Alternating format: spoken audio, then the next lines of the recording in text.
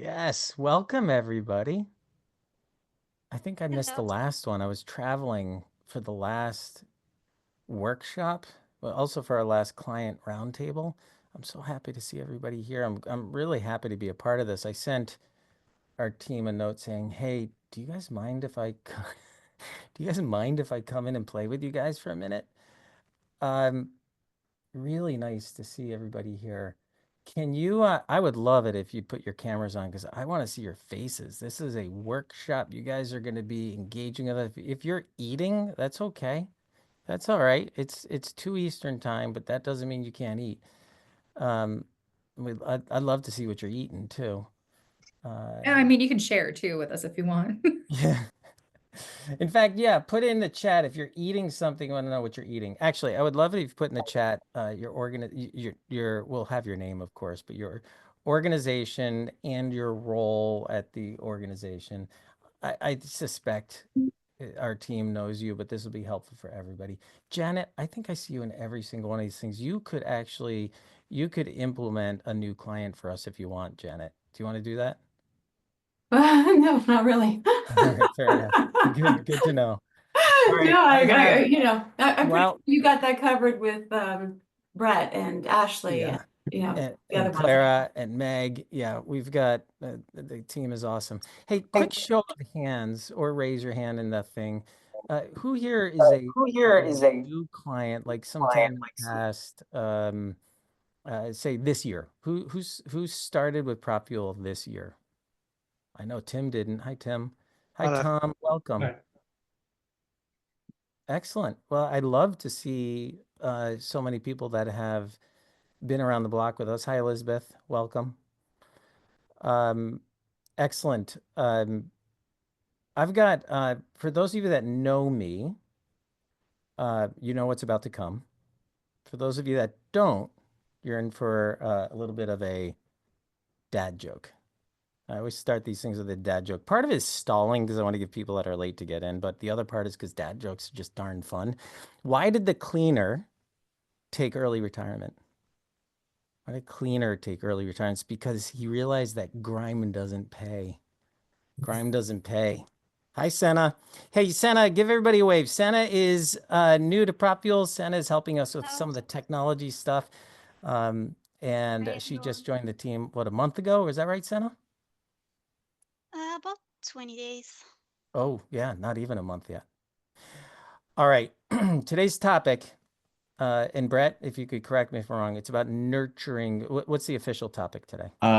Re-engaging and winning back lapsed members. Re-engaging and winning back lapsed members. So a big part of this is nurturing lapsed members too, because in one scenario they have seen your all the emails you've sent out.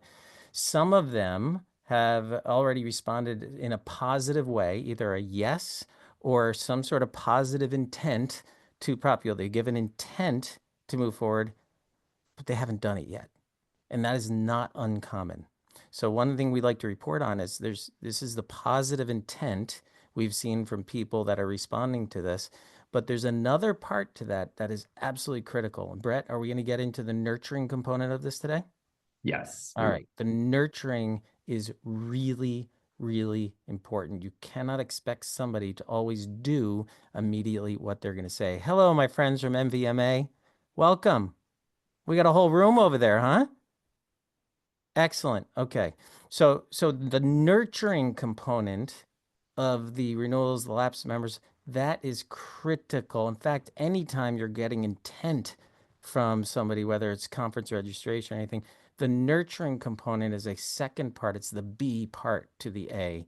And I want to make sure it's the other side of the coin. How many more metaphors can I come up with here? So with that, I'm going to sit in, listen until you guys go off into your breakout rooms. Brett, the floor is yours. Thank you. I want a special thank you to Brett and Ashley and Meg and Clara. These guys do such a good job and they really care about you guys and your success. Every one of them worked at an association before. I think all of them in membership in one way or another. So they all understand the pain. I have not, but they have, and they're very passionate about making sure you get this thing off the ground. So Thank you to them, and thank you to you guys for caring enough to spend your time with us today. Brett, floor is all yours. Awesome. Thank you so much, Dave. So to get us started, gonna have everyone, again, we want some good participation today. So we've got a quick chat for you. If you could just drop in, we want to ask you on a scale of 1 to 10, 10 being the most challenging, how hard is it for your organization to win back your lapsed members? So quick, easy, just a number, toss in there. Would love to see. All right, Tim says a 9. All right, so pretty challenging. While we're waiting, let me tell you a little something about Tim. So Tim uses Novi. I was at a conference with Tim, and Tim did us a big favor and stood up on stage and did a case study for us. So instead of me going up, Tim went up and talked about how they're using PropFuel. It was really, really cool. Thank you for that, Tim. That's my pleasure. Awesome. All right, we got a 3 from Tom. So Tom's gonna have to give us all the secrets as to how their organization wins back their members. But seeing a lot of 9s and 8s and 7s, so a couple higher numbers here. So I'd say generally speaking, a lot of people find it pretty challenging. Anyone want to chime in really quick on kind of what aspect is challenging for your organization when it comes to renewing or winning back those members?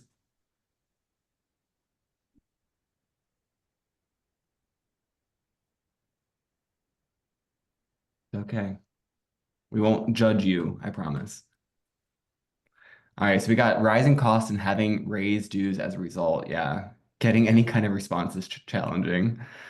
All right, let's see. Turnover, no responses from outreach emails. Yeah, so a lot of what we hear, right? Like Dave said, all of the CSM staff has come from the association space. We are not strangers to sending out emails and getting no responses time and time again. It's unfortunately part of the association space, it feels. But that's what we want to do here at PropFuel is try to get a little bit past that clutter, past that engagement block, and really find out what it is, how we can connect with your members. What is it that those members need from you, or kind of in this case, those non-members, right? Anyone that has lapsed their membership. So great responses. Thank you all for chiming in here. Like Dave said, and as we've mentioned, we will be going over kind of best practices, how to set up campaigns. We'll be going into the breakout rooms to actually build those. So stick around. It'll be a good kind of hour-long event here. But again, we want to reconnect and re-engage. And by doing that, we will win back those members and bring them back to your organization. So couple of expectations that we'd ask of you today. Like Dave mentioned, it's always great to see your faces. So if you're able to, we'd love to have you have cameras on, especially as we go into the breakout rooms. It's a good way for us to connect with you all.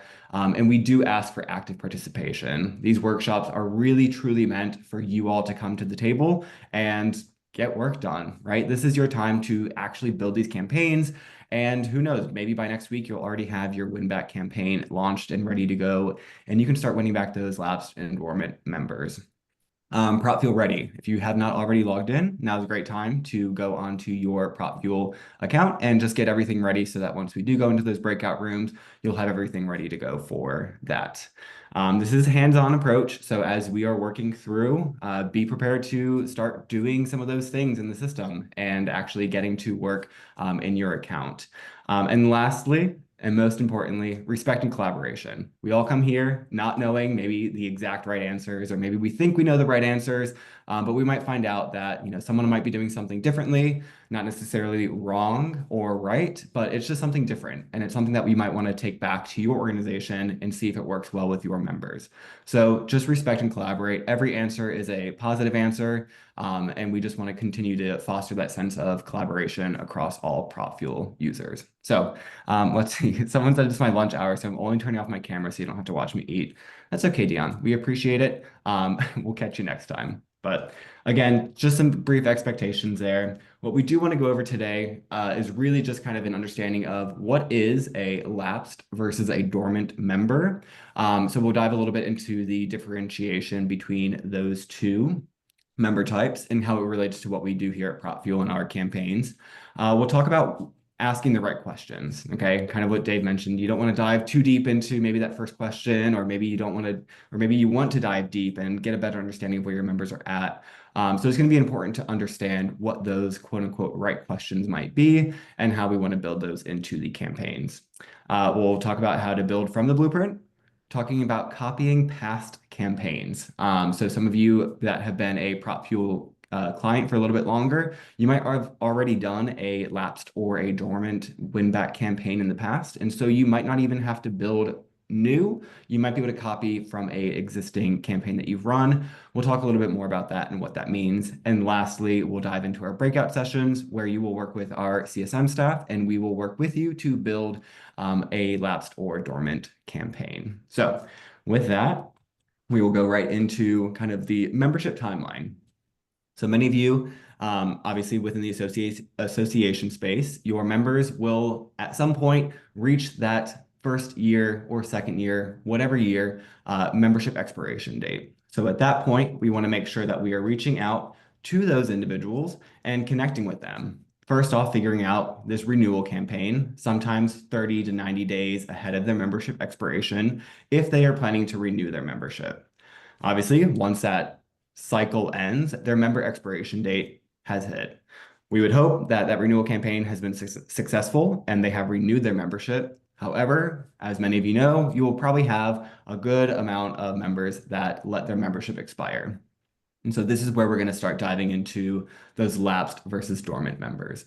What you can see here is we consider a lapsed member anyone that has been that has expired, their membership has expired, and they are now within that member expiration date to 1 year past that member expiration date. So anytime past member expiration date up to 1 year thereafter, we would consider those as a lapsed member. So first question I show here, did you know your membership expired? That's most often the first question that we ask, and we encourage you to use in these lapsed member campaigns because sometimes your members just might not even know that their membership has expired. How many of you don't have to raise your hands or anything, but just think about it, right? How many times have you signed up for a subscription? So 1 month, you get maybe 3 weeks for free, and then they start charging your credit card.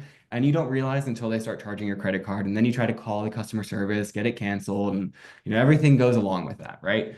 There's a lot going on. We have a lot in our daily lives, a lot in our work lives. And so it's hard to remember those expiration dates. And yes, you'll say, well, we've sent you 5 emails already about it.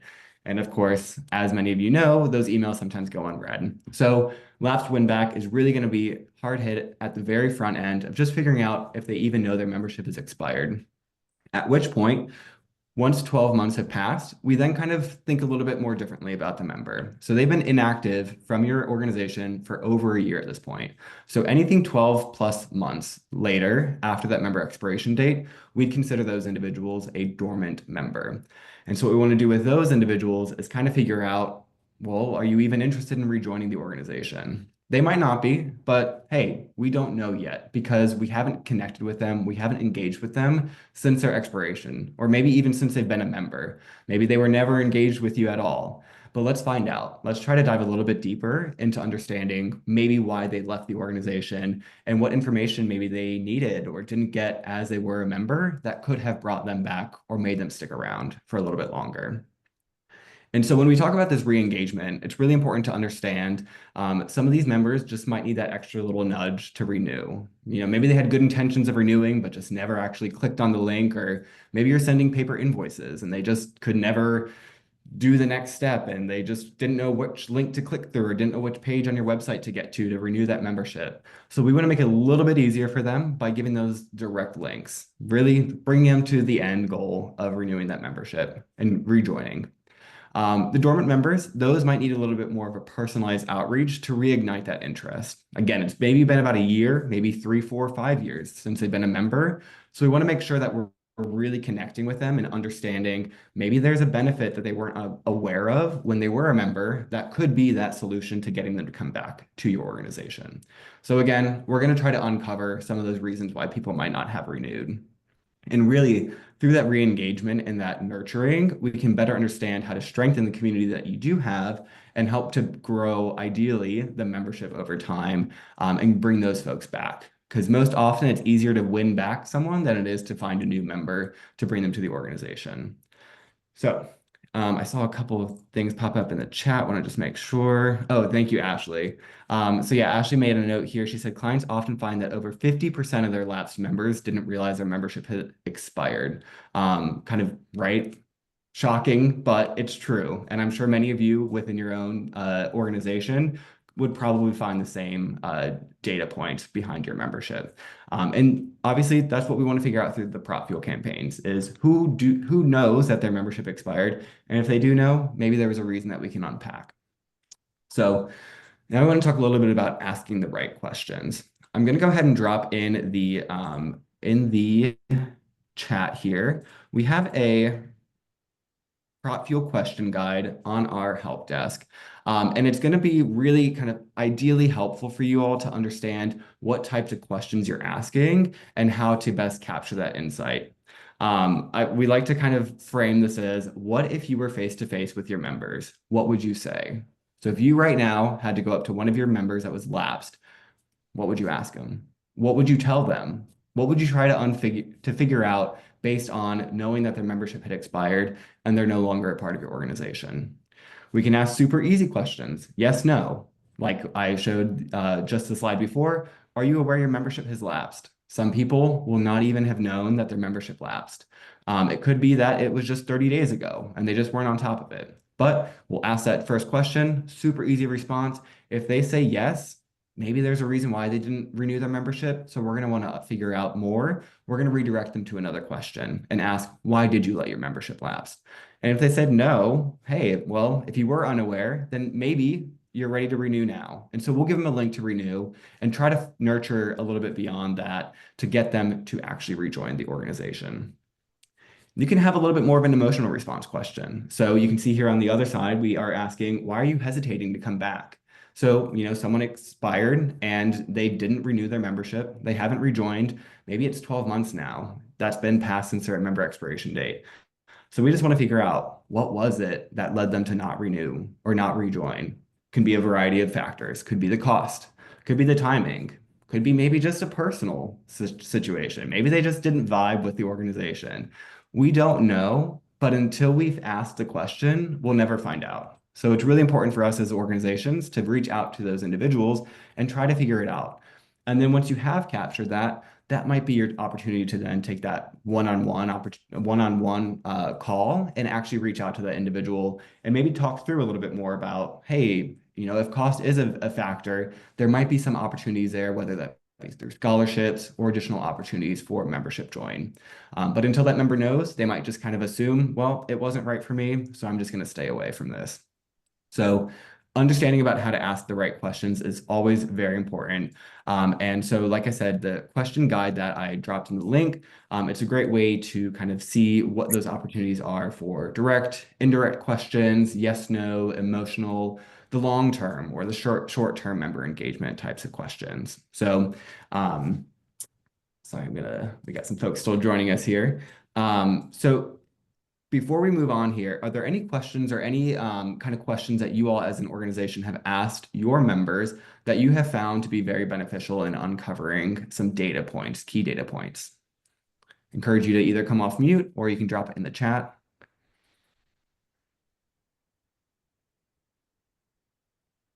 I can pop in real quick. So we actually have a dormant campaign going in our PropFuel, and we've just sent our first of 3 check-ins. And I found that most people who did answer the yes or no question that we asked, are you interested in rejoining? Most of them did give us a reason when they said no.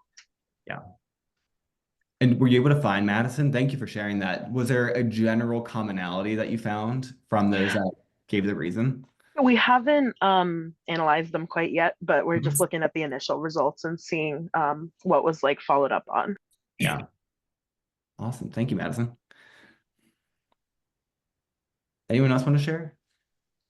Something else I've seen, as people are thinking through maybe questions that have worked for them is exactly what you were saying here, Brett, is, going with direct questions generally gets a much better response. I think a lot of times we as membership folks, we think like, oh, I don't want to just go right out and ask for money, ask them to rejoin, but people are busy. We're in an increasingly like busy world. So I think the more direct questions work versus an indirect, like, what did you enjoy most when you were a member? That feels a little bit more like a survey. And so people are actually less likely to answer those.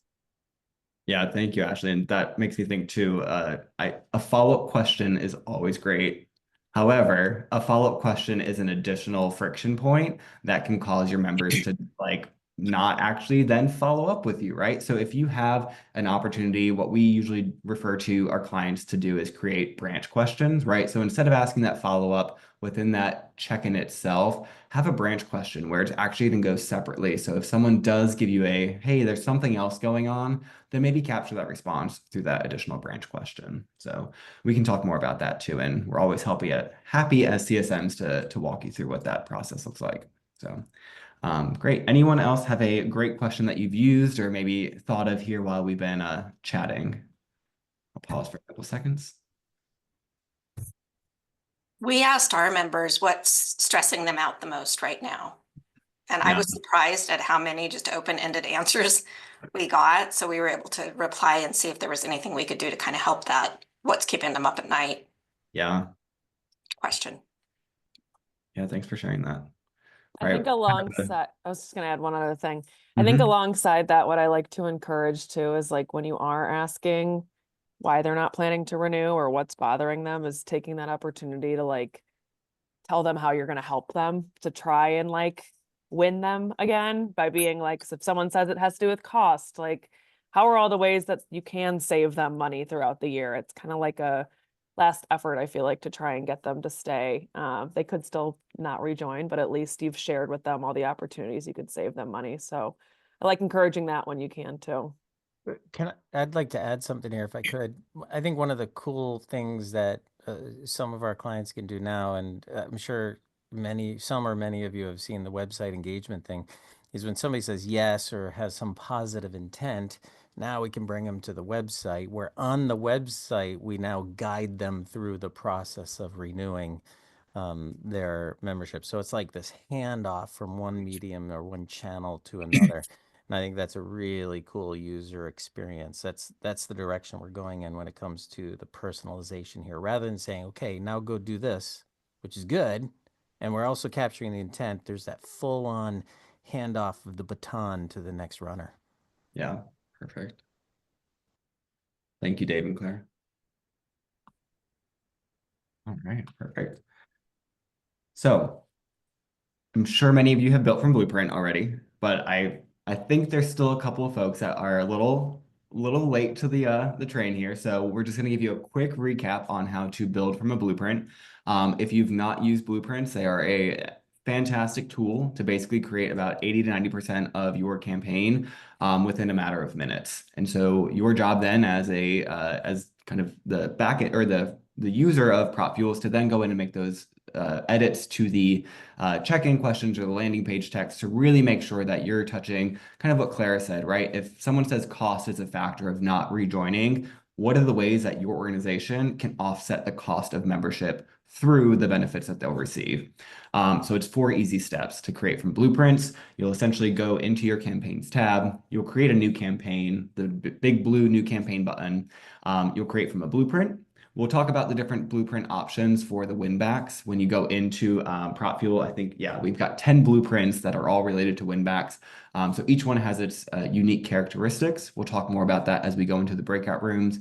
But then from there, you input a couple of field informations, mostly around, what's your member benefits page on your website. So when we redirect your members to that page, where should that go to?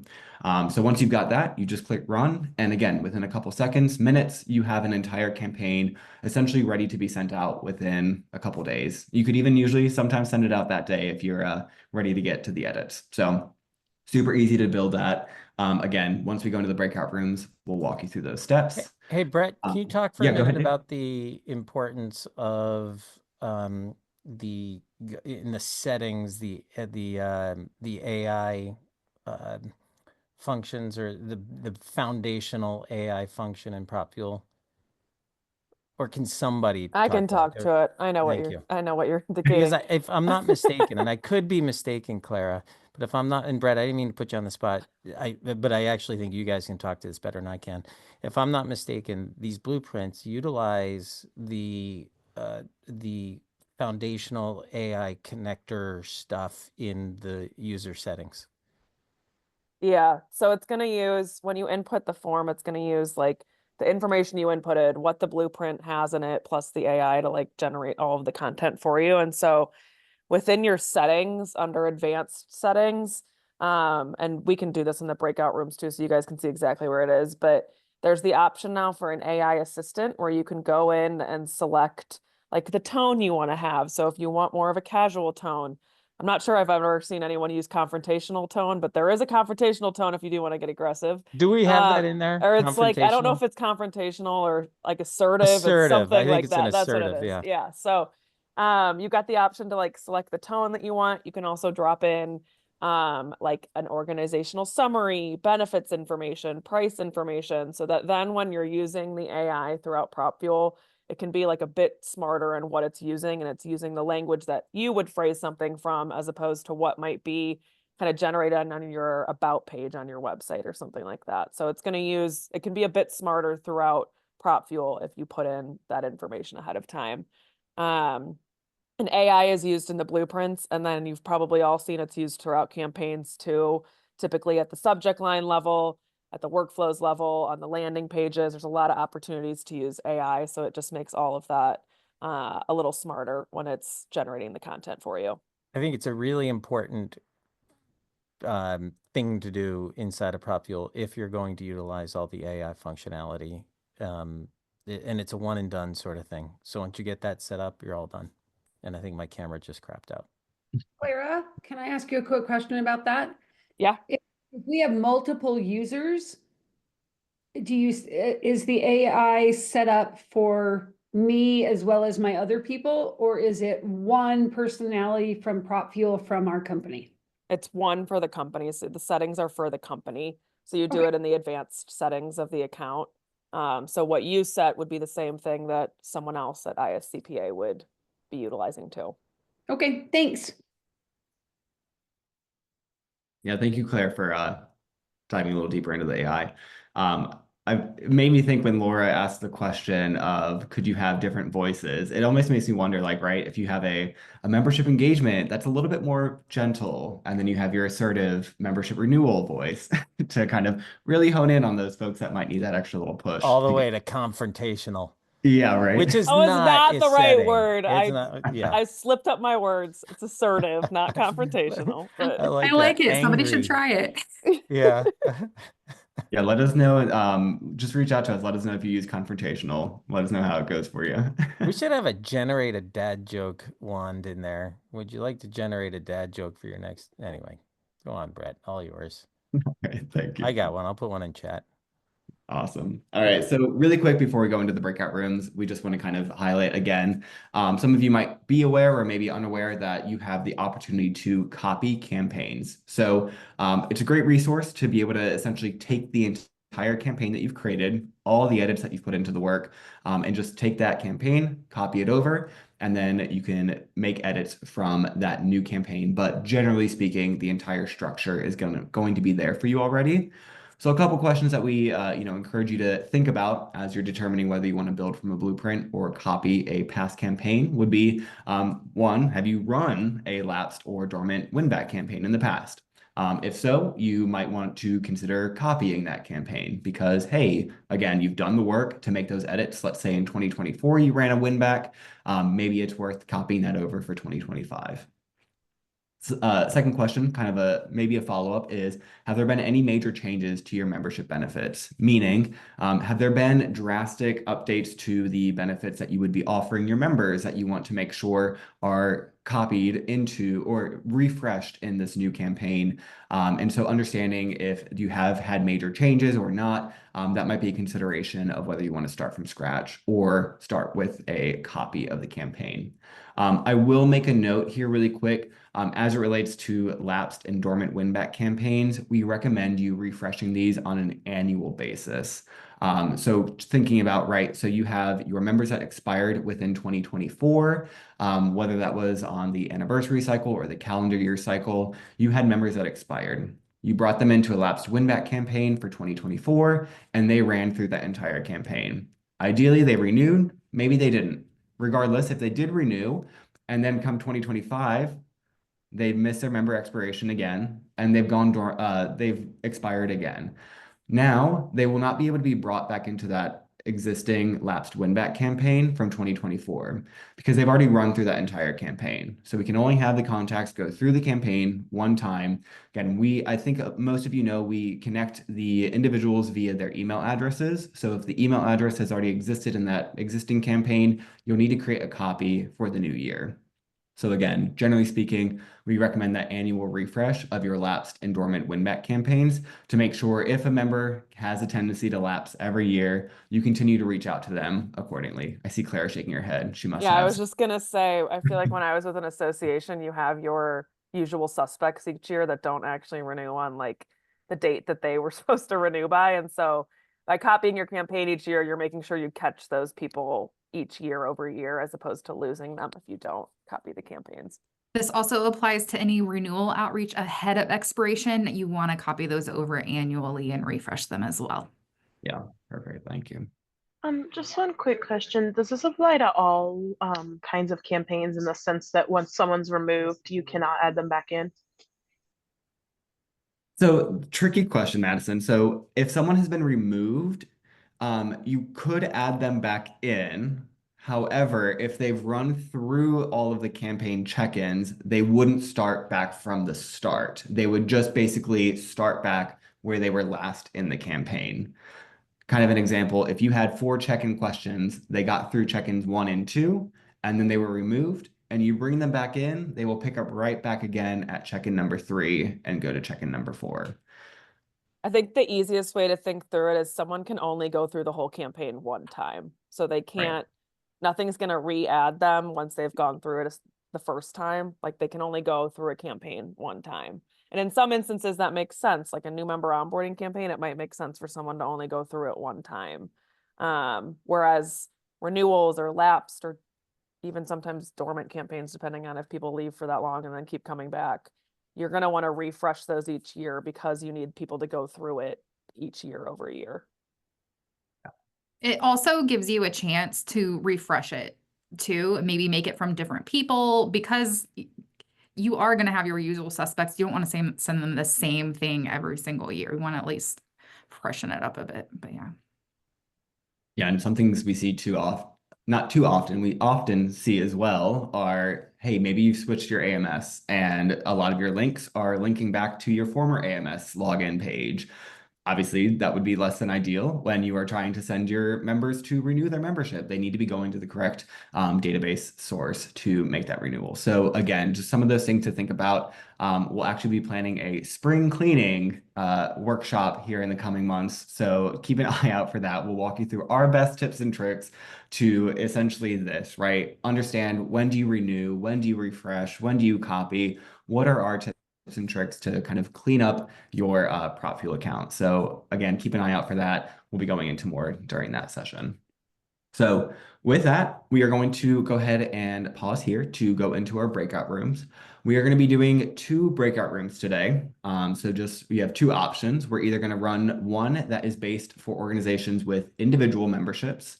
So again, if you have an individual member that signs up for a membership through their own personal email address or whatever, and that's associated to them directly, that would be our individual memberships versus our organization company memberships, where you have one company signs up and they can have multiple members hold a membership within that company. So it's a little bit different, right, in terms of how you reach out to those individuals, whether that's a primary contact or the billing contact. So Meg and Claire are going to run the organization company memberships, and Bruna and I are going to be running the individual memberships. So if you give me 1 second, I'm going to go ahead and set these breakout rooms. And if you offer both, just pick one type to focus on for this workshop session. The recording after, so you can always look into the other one. Before we dig in, I'm going to show you guys how to find the AI configuration thing. But feel free, like if at any point what am I doing here? I need to share my entire screen. There we go. I am going to struggle to see the chat. So Claire, maybe you can help me out with that. Interrupt Yep. me if you guys have any, truly interrupt me if you have any questions. But let me go over here. So if you are in your account and you want to review the AI settings, you're going to navigate over to settings in that blue left navigation. We're going to click advanced at the top here, and then you see right at the top AI assistant. I'll pause here just a moment, let you all get caught up. I'm just going to move you around. And then in AI Assistant, this is where you can add this information. And you'll see we have these magic wands here. You can put in a URL, submit it, and then it will generate the summaries here for you. And then you just make sure you click that Save Changes down at the bottom. And then the response tone here, it's a default right now, so there's nothing set in here. We have some presets over here. The only thing is like you can't preview it. That's what I wish we did have, is like a little preview of how it would generate it. So you kind of have to like set it, go run some magic wands in a campaign, and then come back and adjust as needed. But you'll see here when you select one like assertive, it puts in what it's going to say here. So you see how it's written, and then you can even add in here to customize it. All right, everyone ready to get started? Cool. All right. So, thank you all for being here. Just a quick hello from me and Clara. I know some of you. Clara knows some of you. But it's so great to meet you. I'm a CSM here at PropFuel, as well as Clara. Happy to help with any questions you have. Even at the end of this, you guys will have homework to finish it out. Connect with your CSM as well, if you need any additional help. All right, so if you are logged in, we're going to go ahead and navigate over to campaigns in that blue left navigation. And then we're going to click the blue New Campaign button. Then on this page, you're going to see all of the blueprints on the left side here. You see all the categories. We are going to select the very bottom option. You might have to scroll. We're going to select Win Back and then scroll down even more. And then we have, I think we have two options for you all to choose from. And they're like just right underneath the dormant ones. We have this first one here. It does not say sequence on it. So this one is a scheduled campaign type. So it's like a moment in time. You'll pick the dates of the campaign. This would be good for associations on an annual renewal cycle where everybody renews at the same time. Or we have this sequence option where it's like a drip sequence where we can continually add people as they meet that lapse status and then they go through the flow. Both of these campaigns are exactly the same. The only difference is the scheduled or the sequence. So go ahead and pick one of these and we'll run it together. I'm just going to pick the scheduled one. Prompts are exactly the same. David, did you have a question before running the blueprint? I just wanted to catch you before you did it. Yeah, well, we've run the campaign. We've run a dormant and a lapsed. We have to, are you suggesting that I just start and do something as a test? Or, I mean, we already have something in place with questions written and well thought out and well written, Clara. I would run the blueprint so that you can practice running it, and then we can work together on if we need to make any updates to it later. Yeah, it might eventually make sense for you to just copy over what you have, but I think in this case, it'd be good to run it and see what it all generates for you. All right, everybody ready to start filling out this form here? All right, we're going to give our campaign a name. This name is internal to us, so add whatever information you need here. A pro tip, I would probably add the year if you're going to be refreshing it each year so that you remember what year it's from. Or month and year, like Meg's doing. Whatever. I'm doing a month, so I know this workshop. The sender's name, this is going to be a person's name. If you can do a person's name, highly recommend a person's name here. You could also do it from the association. Not a fan of that. We see better engagement when we put a person's name in here. And then the reply to email can be that shared inbox, like membership at, info at, whatever works for you guys. And then sender's job title. So whoever sender's name we're using, we're going to put their job title in here because it's going to make the signature line in the email templates.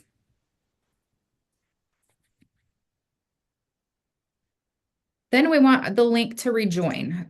So sometimes it is just where they log in. Other times there's like a process they have to go through. So you want to grab that link and paste it in here. Highly recommend just going and grabbing it so you can copy and paste it, just because we have to have that HTTPS at the beginning of it.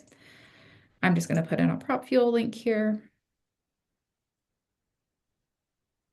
And then the other links we're asking for the educational info page. If you don't have a page on education, maybe a link to your events calendar. We do have member benefits down below, so I wouldn't do that.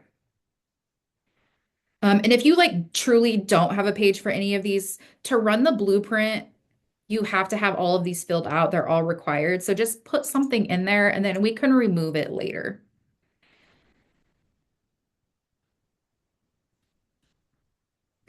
And then where it asks how many member companies you have, it's going to put that into like a sentence. So it's going to say like with hundreds of member companies like you, or like with thousands. So I would recommend writing it out. So see how I have these like over 200 clients or thousands, hundreds. I would do an option like that. So it inserts it where it makes sense. And then your link to benefits. All right, I'll just give you guys a few moments to finish that out. If you're ready, go ahead and click that run button. I'm just going to pause here for a minute.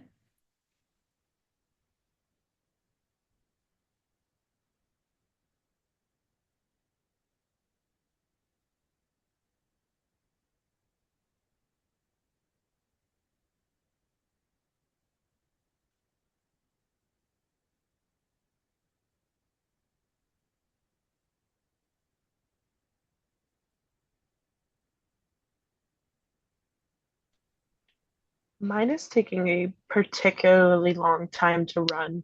Oh, actually, never mind. It just went. Sometimes it's tricky like that.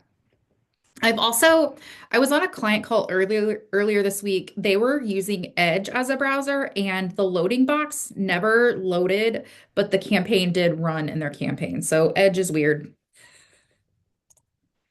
Nice, good question. Yeah, absolutely.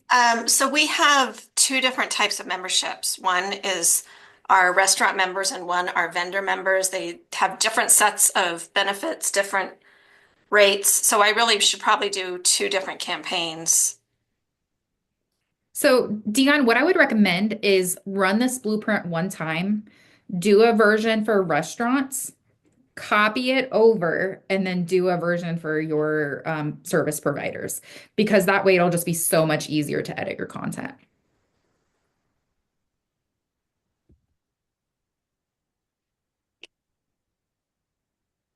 All right, has everybody ran their blueprint? Anybody not ran their blueprint yet? Okay. All right, after you run a blueprint, you're going to get this pop-up, which is going to warn you it has AI generated content. We know sometimes it hallucinates, so we need to make sure everything is true and accurate. That's sort of what you're going to hear. You hear us preach all the time anyways. You have to go through everything, test everything. So, all right, so this blueprint has 3 questions in it. And I ran the scheduled one. So again, this one has dates attached here. If you ran the drip sequence, you'll see enrolled in campaign, wait 1 day, and then the check-in question. In the sequence campaign, these dates mean nothing while we're in draft mode. Nothing will send. We're all set there. And let's see here. We all have the exact same questions in here. All right. First thing we want to do is start from the top, work our way down to the bottom, and decide what questions to keep and actions to go with it. So we're gonna do the edits together. So it's gonna be some pauses in here to give you guys time to work through some of these. Feel free to work ahead if you want, but I'm gonna go a little slow and make sure you guys have time to go through this. All right, so we're going to start with this first question here. And we're just going to go ahead and click this button with the right arrow in it here. It's going to open up a slider window, and then we can see a snapshot of the question here. Does your organization plan on rejoining? If you don't use the word organization, or if we want to change some of the options, what you can do is just click outside of this slider window in the gray area. It'll take you right back here, and then you can click this little pencil button and you can edit the question and the options here. So I want to say, does your restaurants, or we could say, does your company plan on rejoining? And then I'm just going to save that. There we go. We made that little change there. All right. Again, I'm just going to click this button with the right arrow in it, and we're going to review our actions here. All right. So if somebody says, yes, they plan to rejoin, we're going to click Show Text on Landing Page. And this is where we are going to make edits. So here we're putting in the company's name, and then we're giving them more information about renewing. Feel free to add more information, or if you want, click the magic wand button and it will generate a new response for you. I'm just going to leave mine as is. If you need to review the link, you can just click it once and click that edit button and update that if you need to.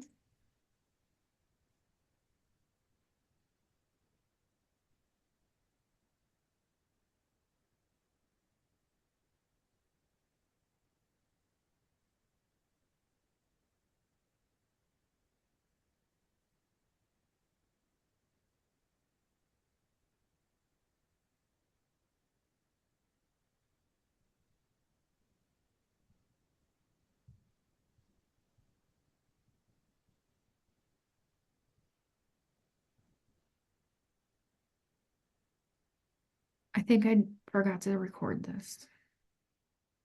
Am I recording? I'm doing it. Are you? Thank you, Clara. It's recording. You're the best. I love that that's going to be in there now too. It's all right. I've recorded worse. All right. Once you're happy-ish with your show text on landing page action, we're gonna look at the next one, the send email action. So we'll just click that action. You'll see that from name is whoever you set up as the sender. That reply to email is already set, and we have a subject line already set. Looks good. And then we're basically restating the same thing. You know, we're so glad. Here's the link. Please let me know if there's anything else we can do or if you have questions. And you can adjust anything here. So like,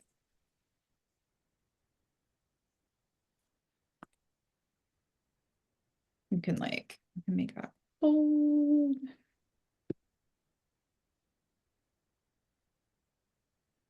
We also have the magic wand in here too, if you want to play with that and see what it generates. If you don't like what it generates, just click cancel. It won't save your changes. You can just come back into it.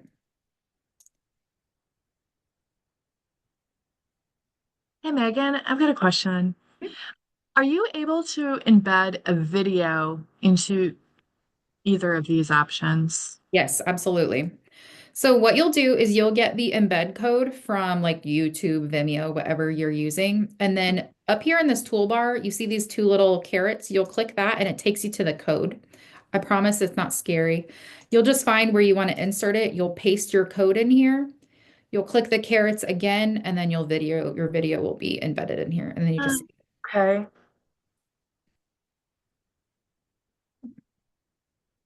same thing for like GIFs. If you want to embed a GIF, you can do that, or just save it as an image and upload it as an image in here. Can you Meg, can you show me where the HTML code is again? Yeah, access to it. In here, where I'm at, you just click in this action. This is the text on landing page, the little carrots right here. Okay, got it. Thank you. Just click those. And then just click back the carrots in that toolbar to go back to this WYSIWYG editor here. Now, the only thing is I don't know that you can actually, like you could try embedding a video in the send email action. I'm just not sure if it will actually work. I don't think I've tried that. Claire, have you ever tried that? No, I have not. Mhm. I know video embeds don't work in the email template. Usually just videos just don't work. I don't know. I'd be curious if you guys try that. Once you're happy with where this content is, and again, you can always come back and edit it. If you have like stakeholders that need to review it, totally fine. But once you're happy with where it is, we're going to toggle this workflow on. I like to use these toggles as like my check mark so I know it's done. I don't need to come back to it. I'll leave it off if I know like I need to come make major edits to it.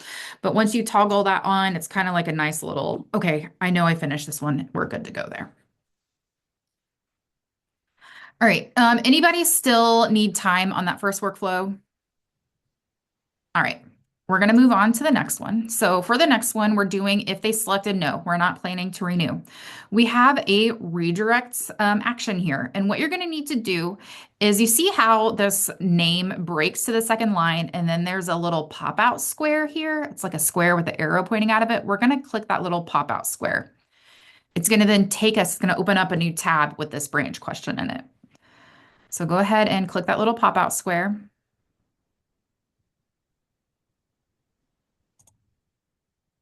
And it takes us to our branch question.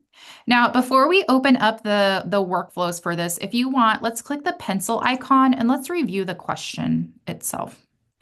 Now, if you've already ran like a renewal campaign, you might already know the options you want or any adjustments you need. But if you haven't, let's just review these, make sure they still make sense. Budget concerns. So like Dion and Dawn, it might make sense for you to add in options of like sold the business or merged or, you know, whatever makes sense for the restaurant association, restaurant industry.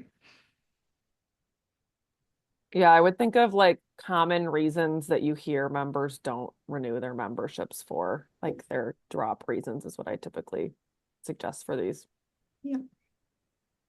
And I would keep it to like no more than 5 or 6 because we have that something else option and we also have the follow-up question. So it's open-ended. So no matter what they select, they can provide an open-ended response. All right, I'm going to keep mine the same. So I'm just going to cancel that out. We'll go ahead and click this right arrow button and we're going to look through all of these. So we're going to start with budget concerns. Also, if for some reason these are out of order, you can always reorder them by hovering over these 2 little arrows here. You'll get a plus sign and you can then click and drag and move them to order them in the order you need. All right, let's go ahead and look at budget concerns. We'll click show text on landing page. So this one, we didn't do a lot of AI in this one. This is where you're going to have to truly edit it.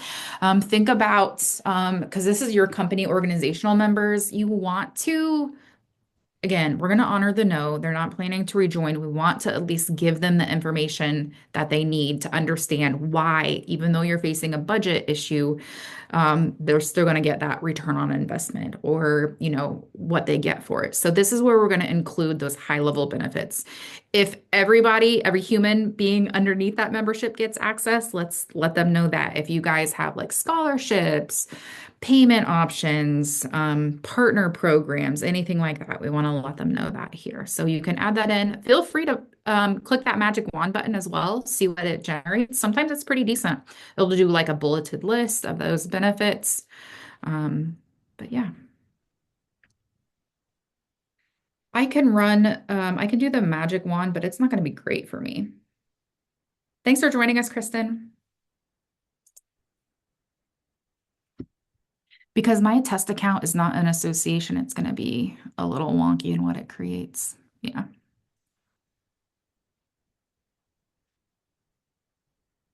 All right, so I don't like what this wrote. I'm just going to click cancel. And if I open up that again, it has everything that I had before.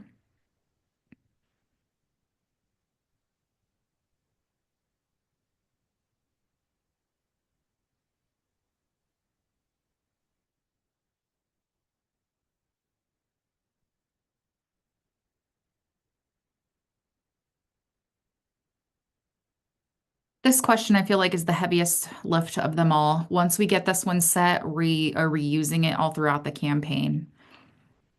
So I'm just going to give you guys a few moments, go through these. Once you're happy with it, toggle it on. If you know you need to come back, leave it toggled off, totally fine.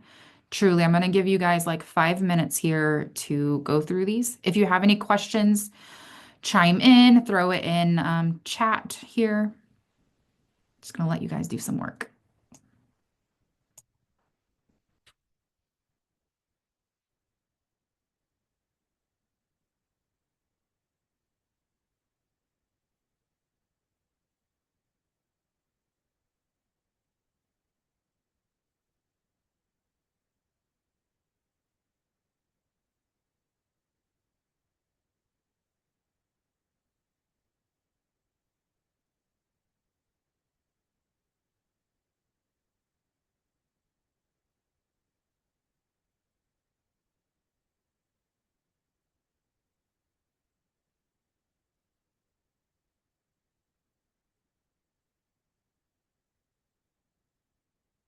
Dion has a really great question. Can you copy a scheduled campaign and make it a sequence campaign?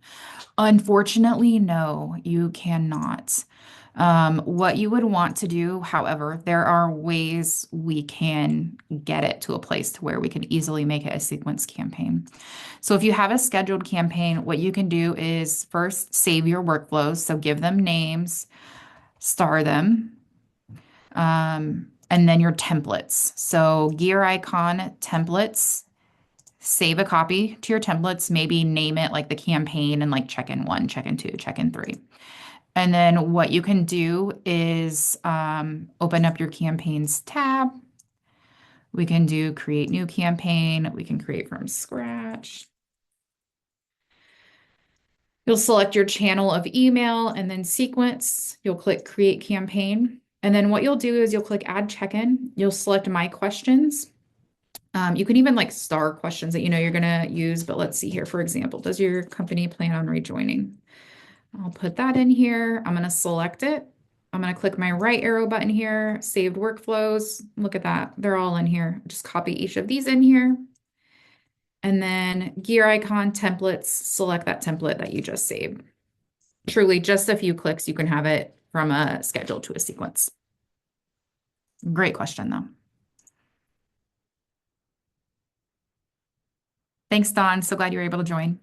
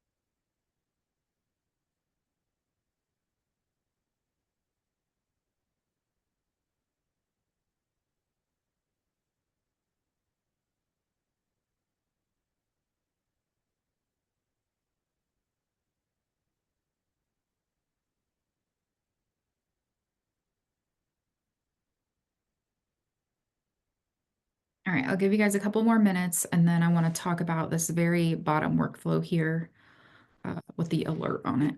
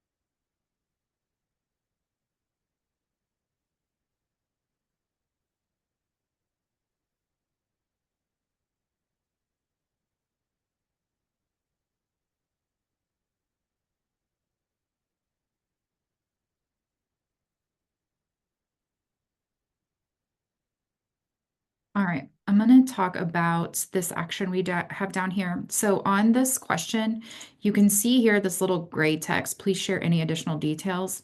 If I edit this question, you'll see this is that follow-up question. This is if you want to ask an open-ended no matter what they select. So we want to set up an action for this. If they do type something in, we're going to send an alert to somebody. So you see here, if question answered matches text response filled. So I'm just going to open this up because if you ever create from scratch, you'll have to come in here, select text response, and then filled. So we don't want to do like equals or I mean, you can do contains if you want to do like keywords, but we're just going to do filled. If they type anything in and submit it, this is going to be our action. And then if you click the send internal alert, so this is an older action. We've actually replaced this action with just send alert. So if you need to send this to somebody that's not a PropFuel user, you'll want to just delete this action and re-add the send alert action. So you'll only be able to select whoever is a PropFuel user. But we have here, you can see here, we already have it pulling in the organization name. So that way, when you get this alert, not only will you know who it was that responded, their name, their email address, this will say their organization. If you need to add in their member ID, we could do that as well. But then it includes the question that was asked, how they responded, and their open-ended response. So if we want to add in like their member ID, I'm just going to type in member ID, for example. And then right here, this little driver's license icon, these are all of our personalization tokens. So at the top are anything related to the campaign.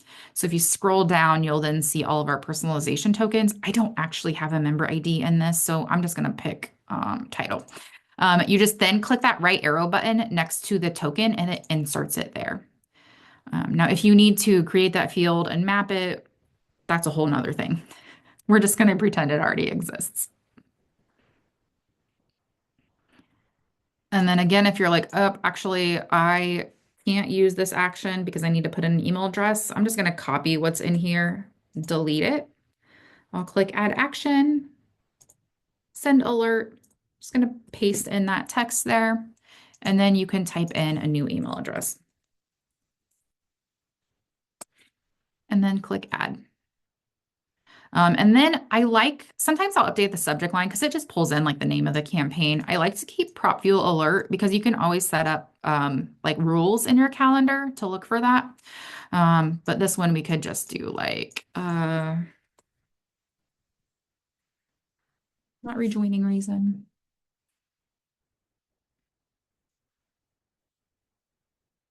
And then save it and then turn it on. All right, does anybody need more time on this question?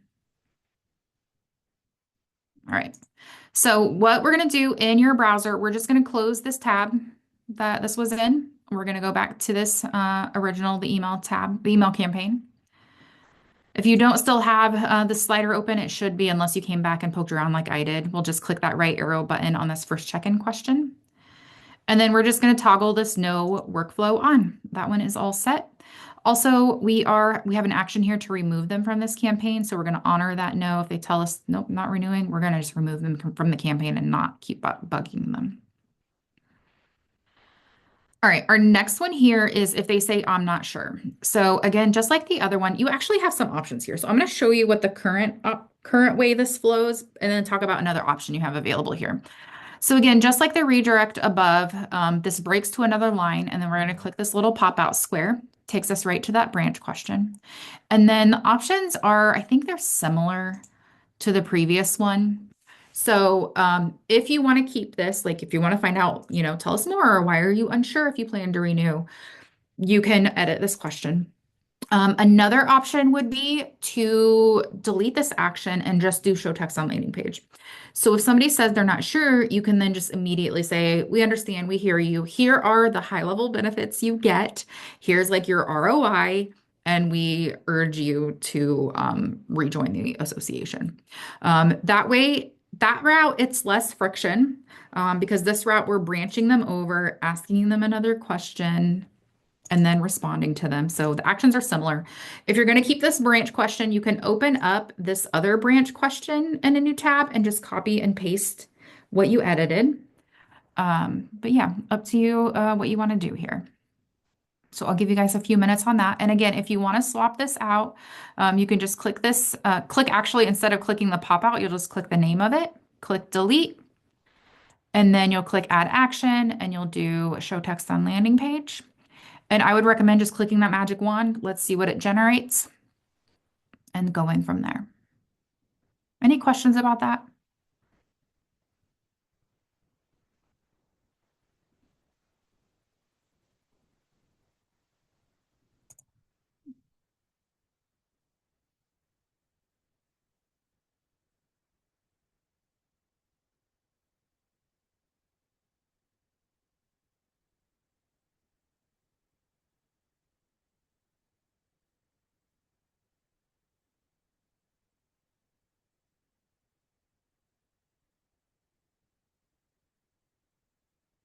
I'll give y'all just a few minutes on that one.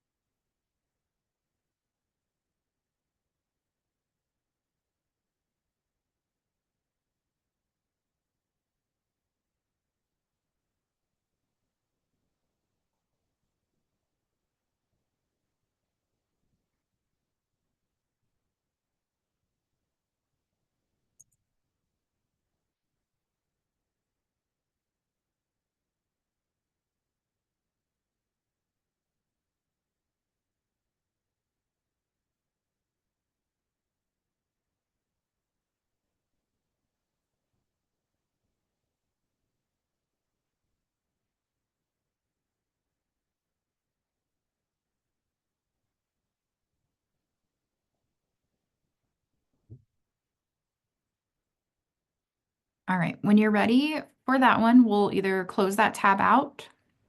Basically, we're going to come back to the email campaign and we'll turn that workflow on. All right, one more in here. We can do it. This one's easier. All right, so our last one here is I'm not the right contact. So we're going to find out who the correct contact is. So one more branch here. We're going to click that little pop-out square one more time. And you'll see here, yep, here we go. So if you want, click that gear icon in the top right corner and then click templates. You'll see there's a custom check-in page assigned to this. So if you click that edit button, you'll be able to see, thanks for letting us know. Please share with us a better contact within your organization. So if you need to change the word organization or need to change any of this, go for it and just save it down here in the bottom right corner. But then our 4 questions of those open-ended options will then display there for the full name, title, email, and phone number. And then we only have one workflow on this one. If they type in a full name, we'll send an alert to somebody. If we need to swap that out for a regular send alert, just delete that action. And then we'll have just a soft little show text on landing page to thank them for providing this updated information. And then turn that workflow on. This one's pretty easy.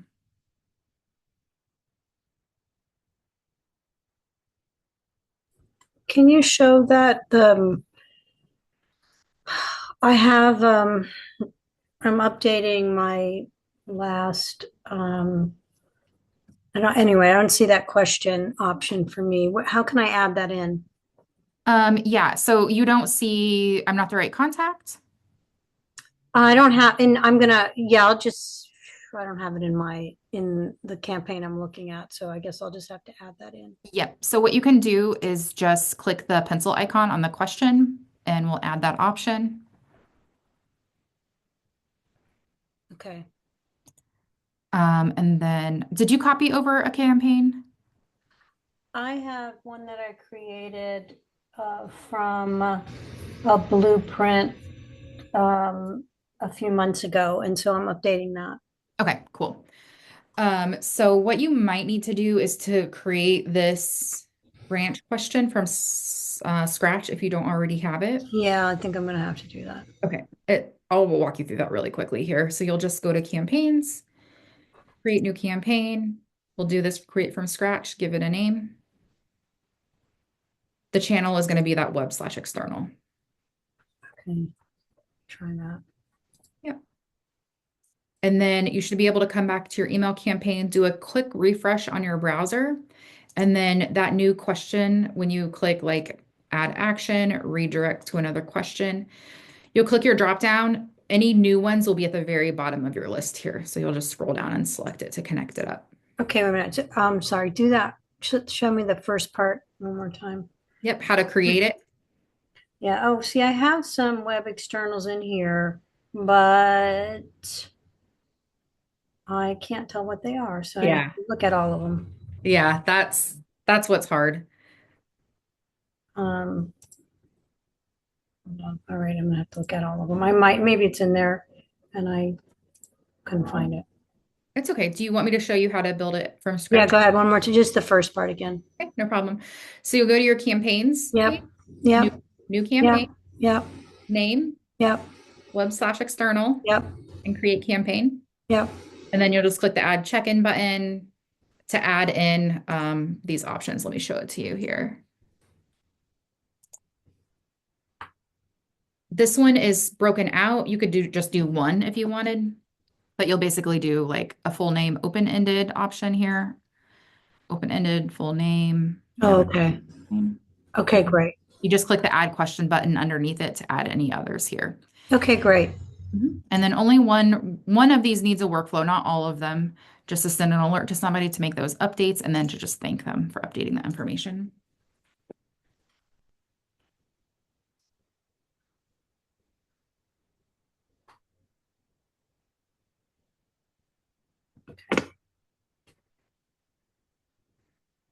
All right, cool. Thank you. Not a problem. Thank you, Clara. Clara also dropped in the chat a link with help documentation on how to create that branch question from scratch. All right, I'm gonna give you guys some time there. If you're ready to jump ahead, the next step is to review the template, the email template. If you already know how to do that, go for it. If not, we'll get into that in just a minute.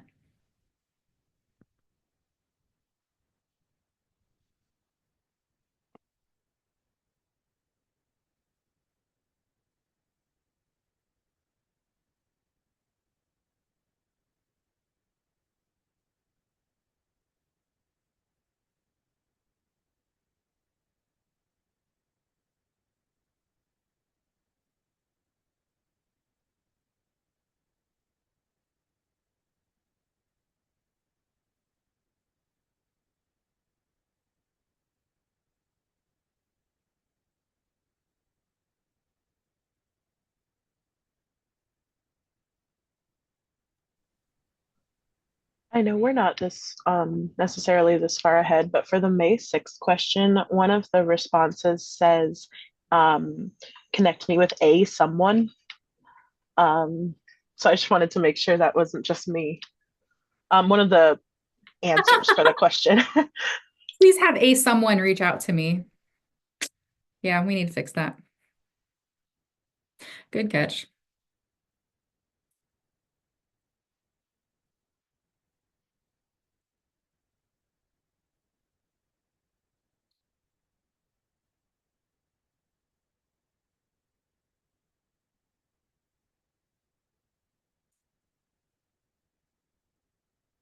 right, anybody need more time on working on those actions?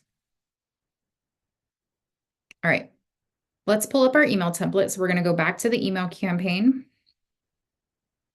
On the first check-in question, we're going to click the gear icon in the top right corner. And then we're going to select templates.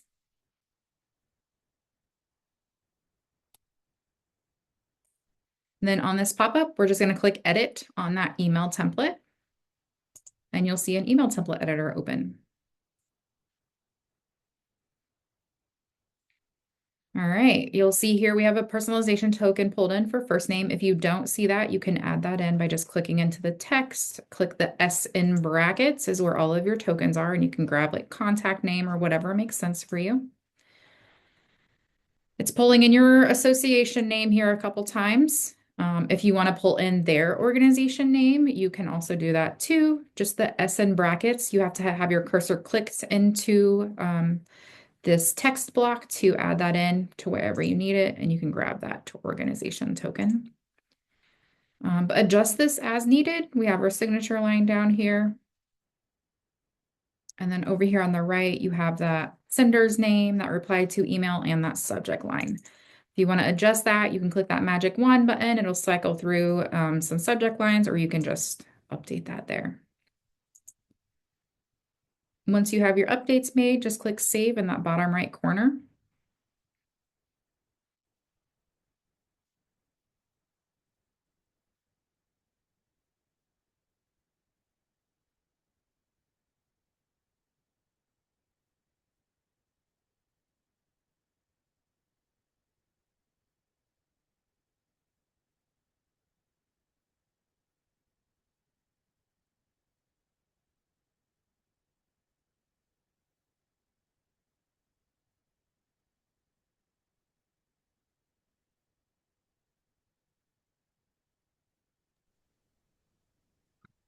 Hey, Brett. Hey, my session ended a little early, so. We're at the template. You guys get the triple threat in here. You got 3 of us with you now. All right, I'm gonna go ahead and save my template. I'm gonna close this pop-up, and then when you're ready, we'll just click that gear icon again and send yourself a test email.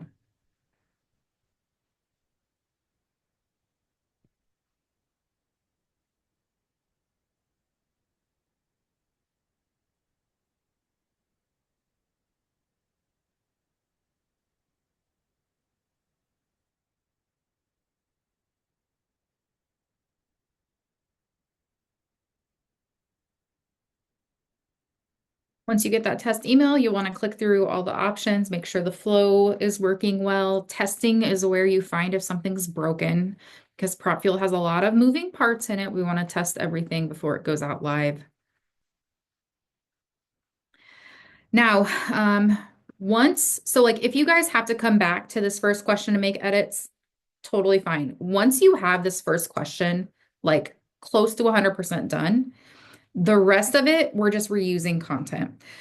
So that way, we're branching to the same questions we already branched to, that we've already went through. You'll just come in, toggle these on, take a quick look at this text. If you updated this text up here, you can either save the workflow. So, put a name in there, update it if you need to, click that star. You can then pull that in here, delete whatever is in here, delete this action, replace it with a saved one, or do copy paste, whatever works for you. Let's see here. I'm just gonna reorder. Toggle them on. Review your email template, gear icon, templates, edit on the email template, make any edits here, and then test it. So we're basically cycling through each of these. Once this first one's done, the rest is a breeze. Again, review the question, make any edits there, right arrow button gets our actions, and then the gear icon, templates, and testing. So your homework will be to cycle through the rest of these, get all your edits polished off. And then we just have a few minutes left, so I'm going to briefly talk about if you need to add contacts to your campaign and getting it live. So if you do not have a connector or you already have a list, like it's a CSV file, you can manually import contacts on the Enrolled Contacts tab. You'll just click the blue upload contacts button, select your file, map the fields. They'll be imported here. If you have a connector set up, you'll see the Workflows tab. Every connector is different, so I don't know what you all have or what it looks like. You'll click Create New Workflow. You can either do like a contact search or connect to a report. Again, depends on your workflow or on your connector. And then we can pull people to the campaign that way. Last steps here before you go live, you want to review the sending window if you have reminders set.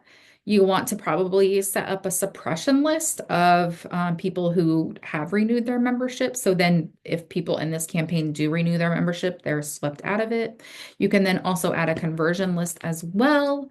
Claire, do we have a document on conversion lists? Yep, I'll drop it in the chat. Awesome. Because I won't have time to go over making that, but we'll provide that to you. And then before you go live, just make sure you have contacts in there. You have those suppression. Suppression is like one of the most important lists you'll need. And you can create that over in lists. And I believe Clara just dropped that in chat. Brett, thank you. So that'll be that. And then last pieces, you'll set the dates if you have it a scheduled campaign. If it's a sequence, just review the wait times between the check-ins. And then when you're ready, you'll just go from draft status to live status and everything will go active for you. You don't have to go through all the branch questions and make them live anymore. Just this one button gets everything live. All right, that was a lot, y'all. What questions do you have?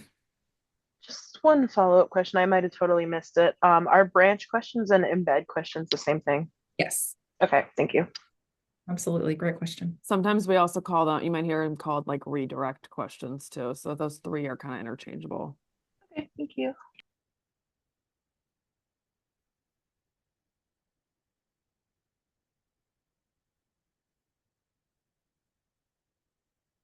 All right, what did you guys think? Was this pretty intuitive? Do you still feel like uncomfortable or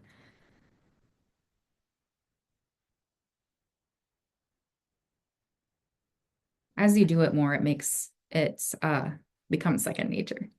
Well, it's helpful to have the, focus time to get back to this because actually I really need to launch this campaign, though I started it many months ago.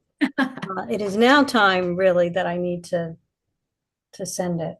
So I still have a bunch more work to do, but once it's solid, then I'm done. Yeah, exactly. It looks like I actually have 3 different ones in here. One for the lapsed and then another for the, what was the other term you used? Dormant. Yeah, the dormant. I lump them in with my prospective members, but they really are different. Something I did want to mention is in our blueprints for the company and organizational member types, we don't have a dormant campaign that speaks to those company memberships. So what I would do if you do want to target those, use the lapsed member blueprint like we just did. I mean, you can copy what you have. Yeah, that is what I did. And just update the language because it says recently lapsed. So you could just change it to say it's been a while since we've seen you. That truly would be the only changes in there.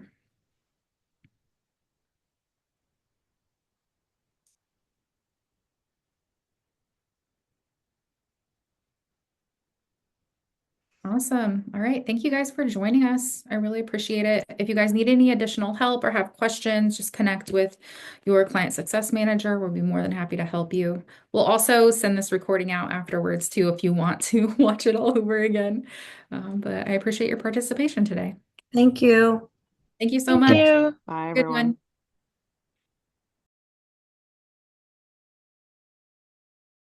one. All right, cool.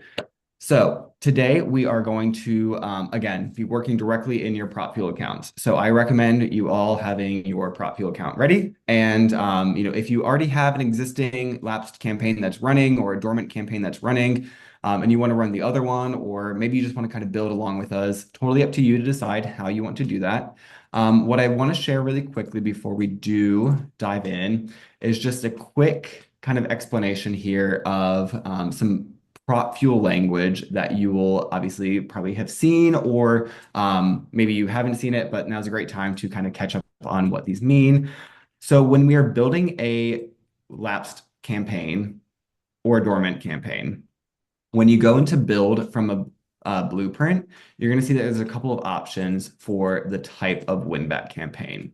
So two differentiations, kind of high level, are scheduled campaigns and then the sequence campaigns. So you've all already chosen that you want to be for individual members. So that'll be the first kind of thing. You'll look at the lapsed member win back, you'll see individual members there. And then you'll see the scheduled or the sequence campaign.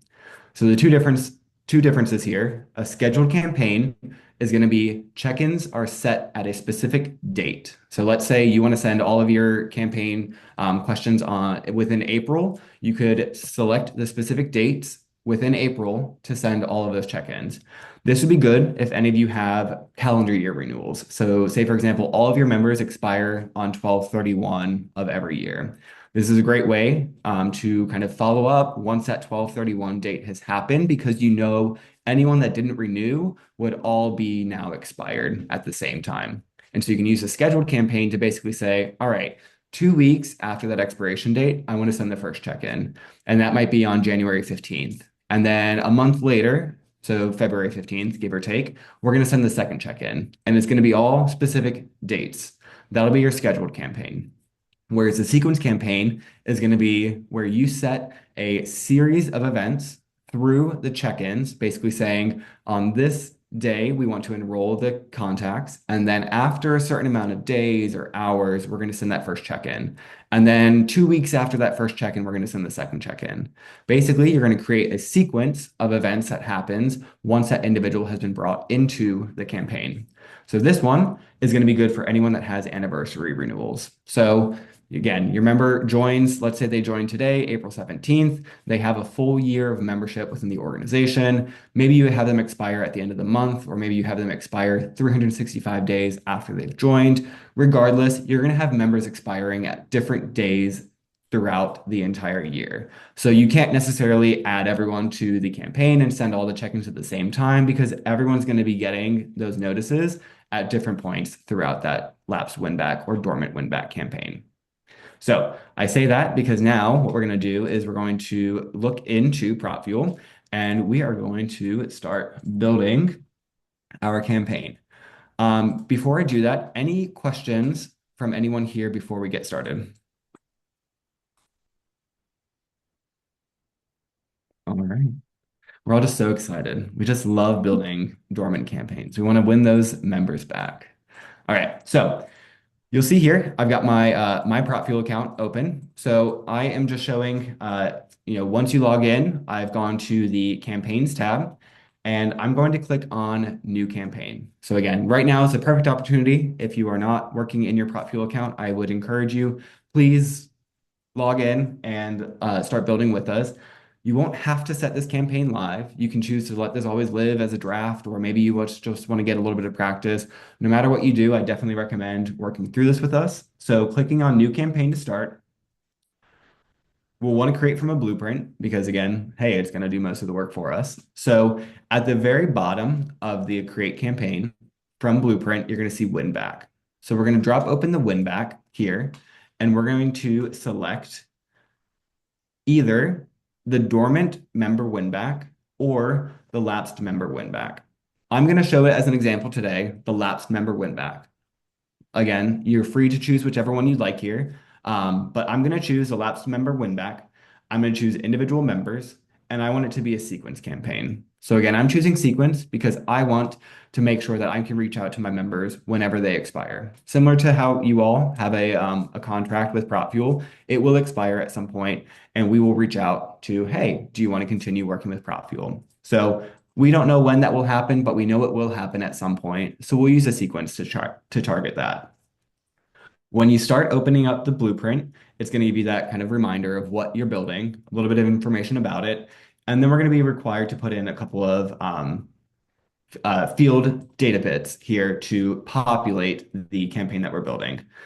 Campaign name is just going to be whatever you would like to name it within your PropFuel account. We always recommend, kind of generally speaking, lapsed win back, because you know this is going to be a lapsed win back campaign.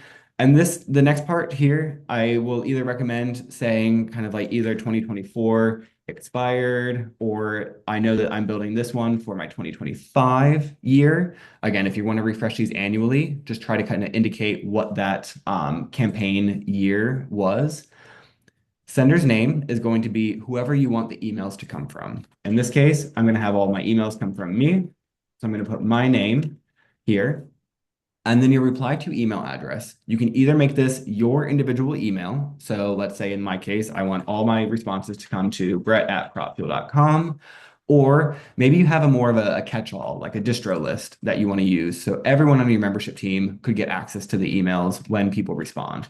So in this case, I would drop in cs@propfuel.com. So everyone on the CS team, our client success team, would get notified if someone responded to this message. Sender's job title, well, I'm your client success manager. So I'll drop my sender's job title into this here.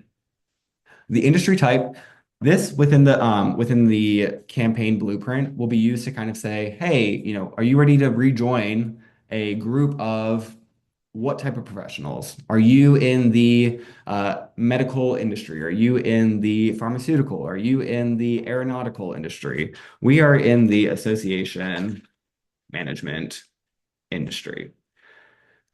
You'll see as the campaign gets built from the blueprint where these tokens get added in. So you can decide then at that point, hey, maybe that didn't really capture what you were looking for, and you'll be able to make those edits accordingly within that directly. The contact us email address. So this could be the same as the reply to. Before you that one, quick question on the industry type. Do we put keywords so like I work in accounting, so should I put accounting and CPAs, or just is this like you pick the one general category? I don't want to cause problems, but yeah, right. I would always say accounting, but I'd also say CPAs because that's more specific. Right. Yeah, I guess, Laura, it would really depend. I would probably say go with the accounting because that would capture the general sense of like the accounting industry. But if your specific organization, right, I know you are the CPA organization for the state. So like in your case, it might be worthwhile to say certified, is it public accountants? I think that's right. No, you're right. 100%. Good job. Yeah, so right, it might make more sense to say the industry is for certified public accountants because you are a very specific niche within the accounting industry itself.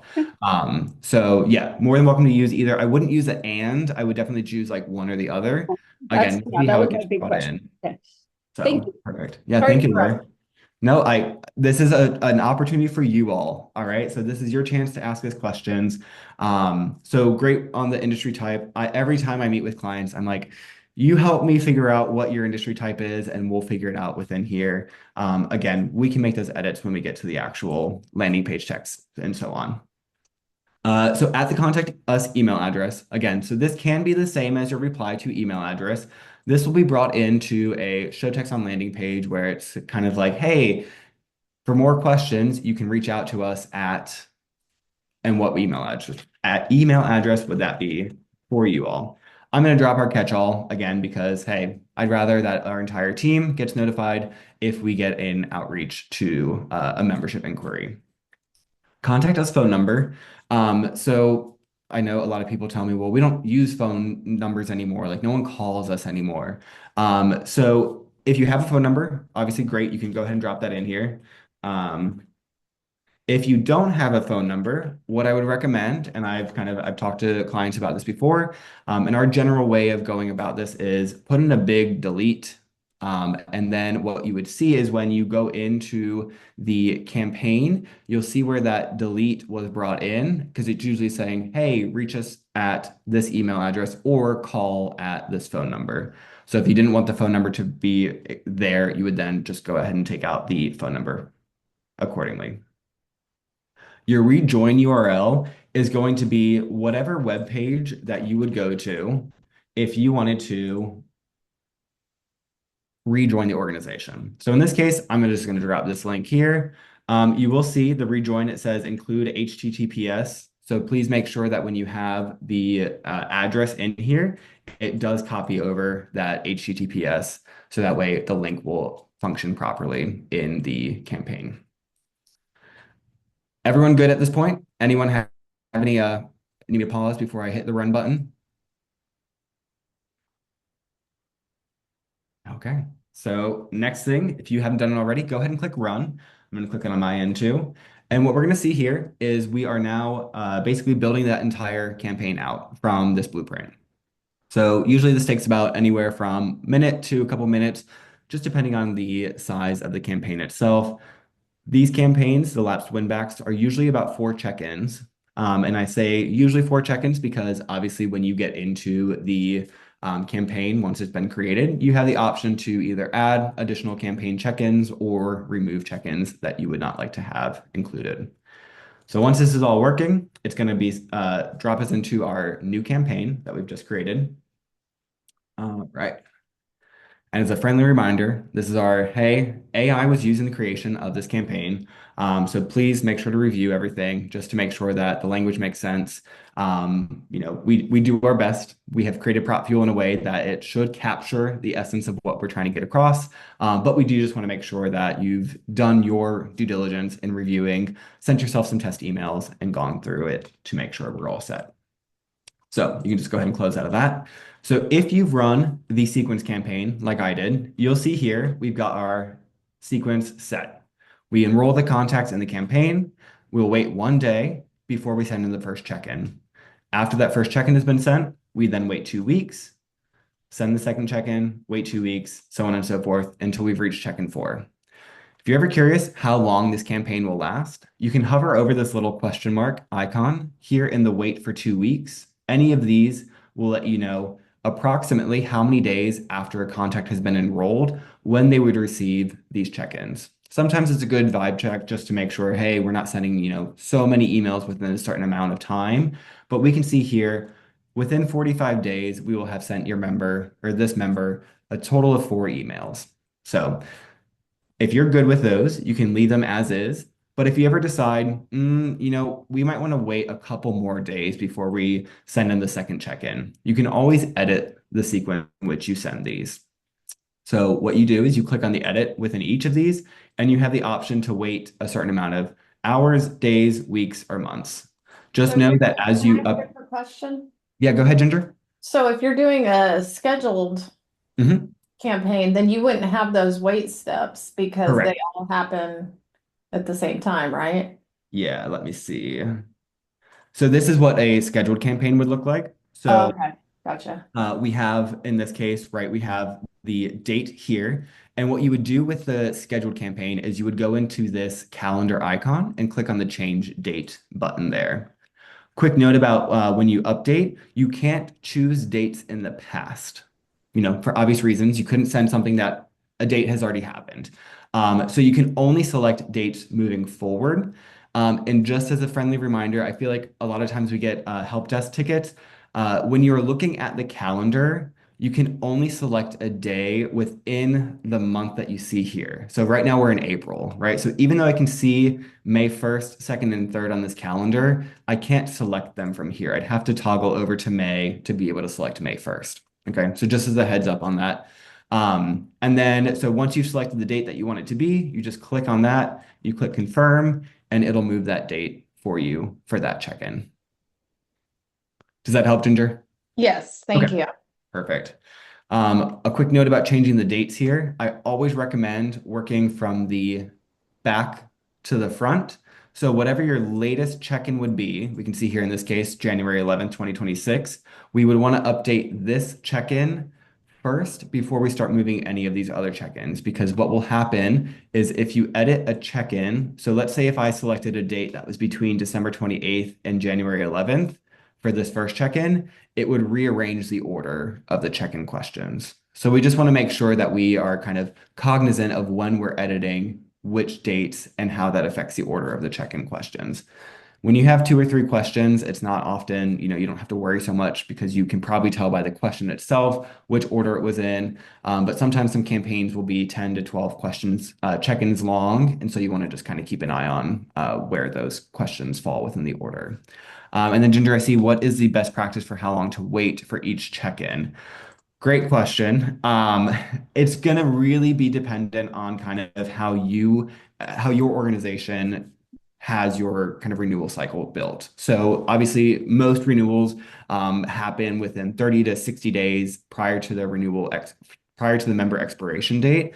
Now, with the lapsed win back, these members have technically already expired. So, there's not really that member expiration date that you're leading up to. However, what I'd recommend is the sooner you can get in touch with these folks, the sooner that you can connect with them and uncover those reasons why they might have let their membership expire, more often, the more likely you will be to be getting responses. Especially with this first question of, are you aware your membership lapsed?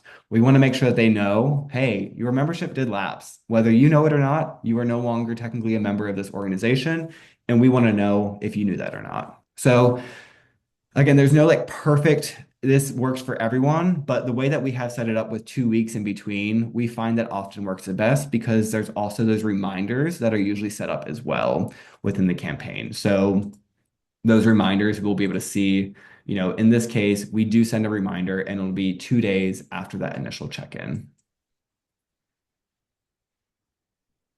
Okay. Does that help, Ginger, with the kind of timing? Yes, thank you. Okay, perfect. All right.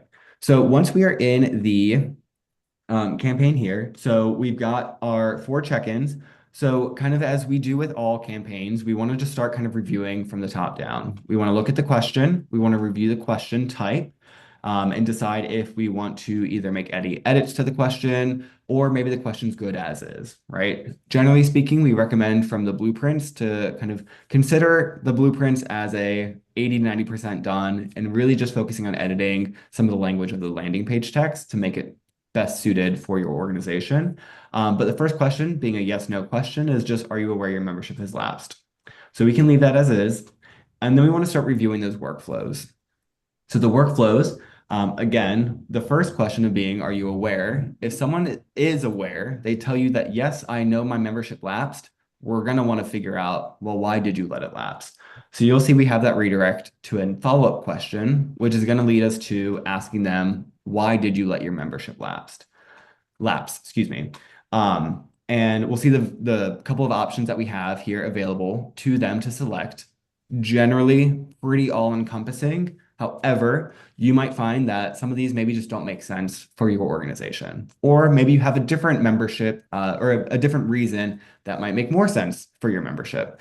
In the case of Laura, I'll sort of pick on you here, right? A CPA, you have to hold your CPA to say you're a CPA. So maybe they're no longer a public accountant and they no longer need the CPA title. So maybe that was a reason why they decided to no longer continue their membership. So you're going to have to kind of review this. Again, understand that your organization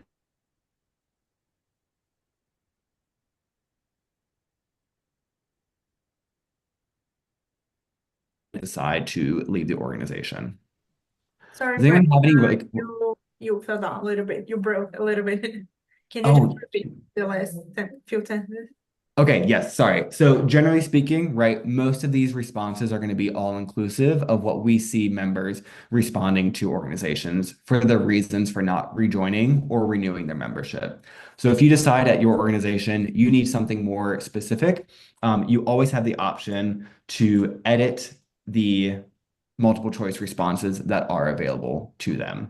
And so let's say, you have something in your organization where no longer need my certification. Again, picking on the CPAs here. Oops, and I should probably spell that correctly. So if you said that, your members might be telling you that they're not rejoining because they just don't need the certification anymore, that would be something good to capture that insight. So you always have the option to add additional.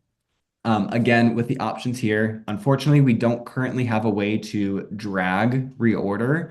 So if you ever need to reorder these, you'll have to just kind of copy, paste out, and make the edits like that. We're hoping that this change will come soon so you can drag to reorder, but right now you do have to just copy and move those just manually through here. So Have you found a sweet spot for the perfect number of options? I It I should be want to an odd say, number. I mean, yeah, right. I think what we recommend is usually between the 5 to 7 for something like this. You don't want to give too many options because then it's, how are you going to compile that data to make an informed next step action for what right. you want to do with that member. And so here you'll see we obviously have more. I think we have 7 without the something else, and I just added an 8th of the no longer need my certification. But again, you don't have to use all of these. You can totally choose which ones you don't want to keep. But 5 to 7, I would say, is a good number to stick with. Wouldn't try to do too many more than that because it can just get overwhelming to decide, well, what was the main reason for leaving?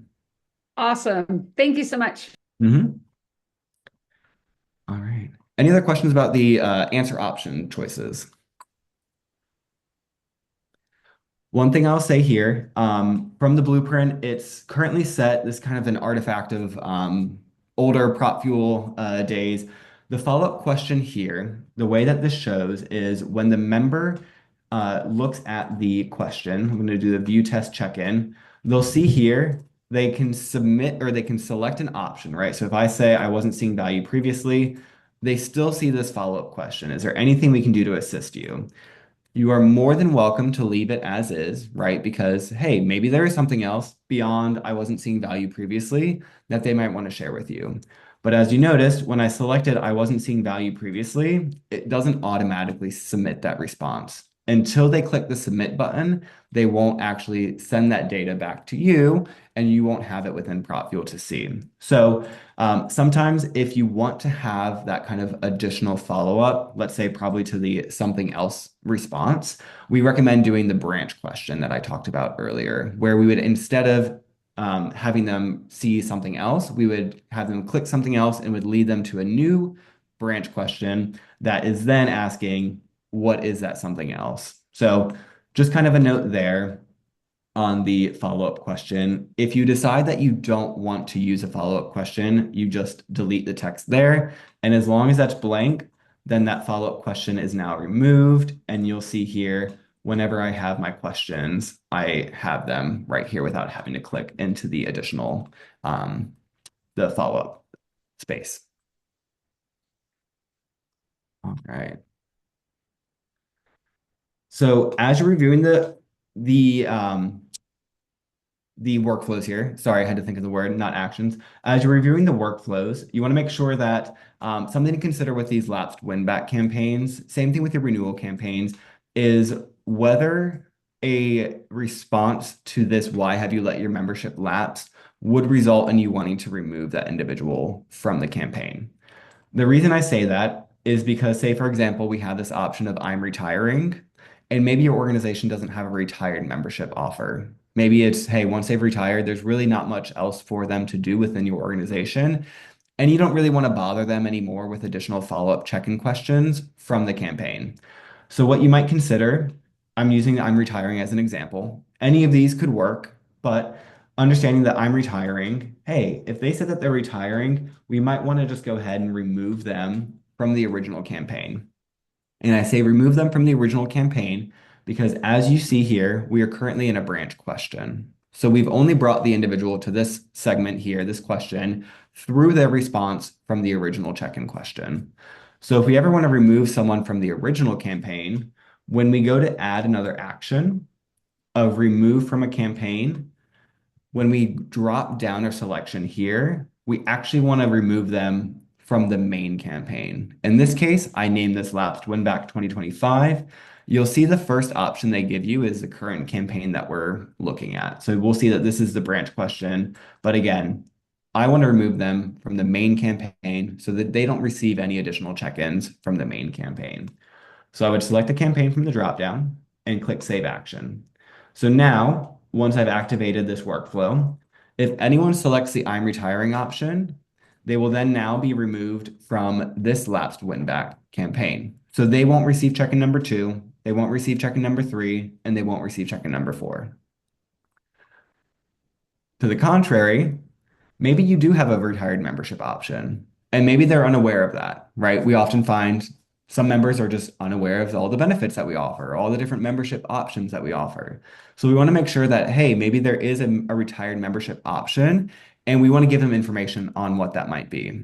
So if that's the case, you might not want to remove them from the campaign because maybe that'll be that kind of next step for that individual to make that decision to actually renew their or rejoin the organization and come back to the org. So you could obviously, you can always delete any of these actions. And so then we would want to say, hey, congrats on your retirement. We have a retired membership option. If you're interested in learning more, click here. And then they'll stay in the campaign. And then check-in number 2 will ask them, are you planning to reinstate their membership?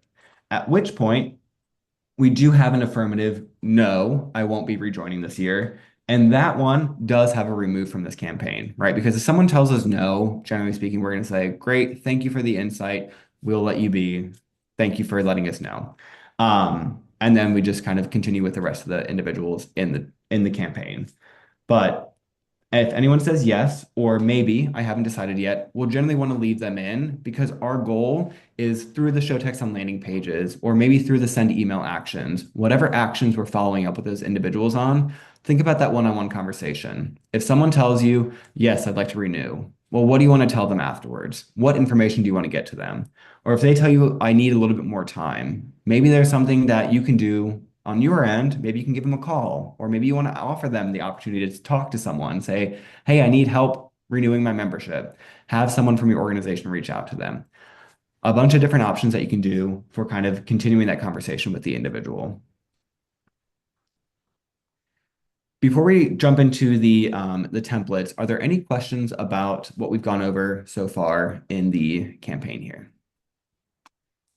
I'll do a quick pause on the screen share just so I can see if anyone. Has anyone run a win back campaign yet?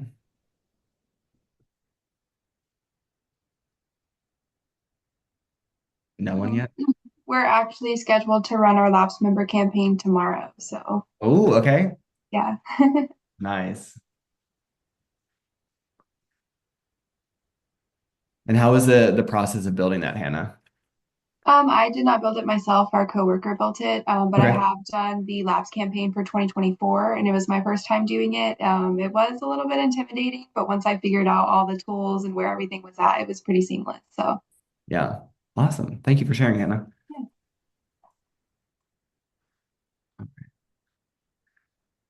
All right, perfect. So, like I said, the last thing I want to go over is really just kind of understanding, as we've talked about before, as many of your CSMs have probably indicated to you, whenever you've gone through the questions, the workflows, obviously we want to make sure all of our workflows are toggled to active before we set the campaign to go live, because if they're not active, no actions will get fired from that selection.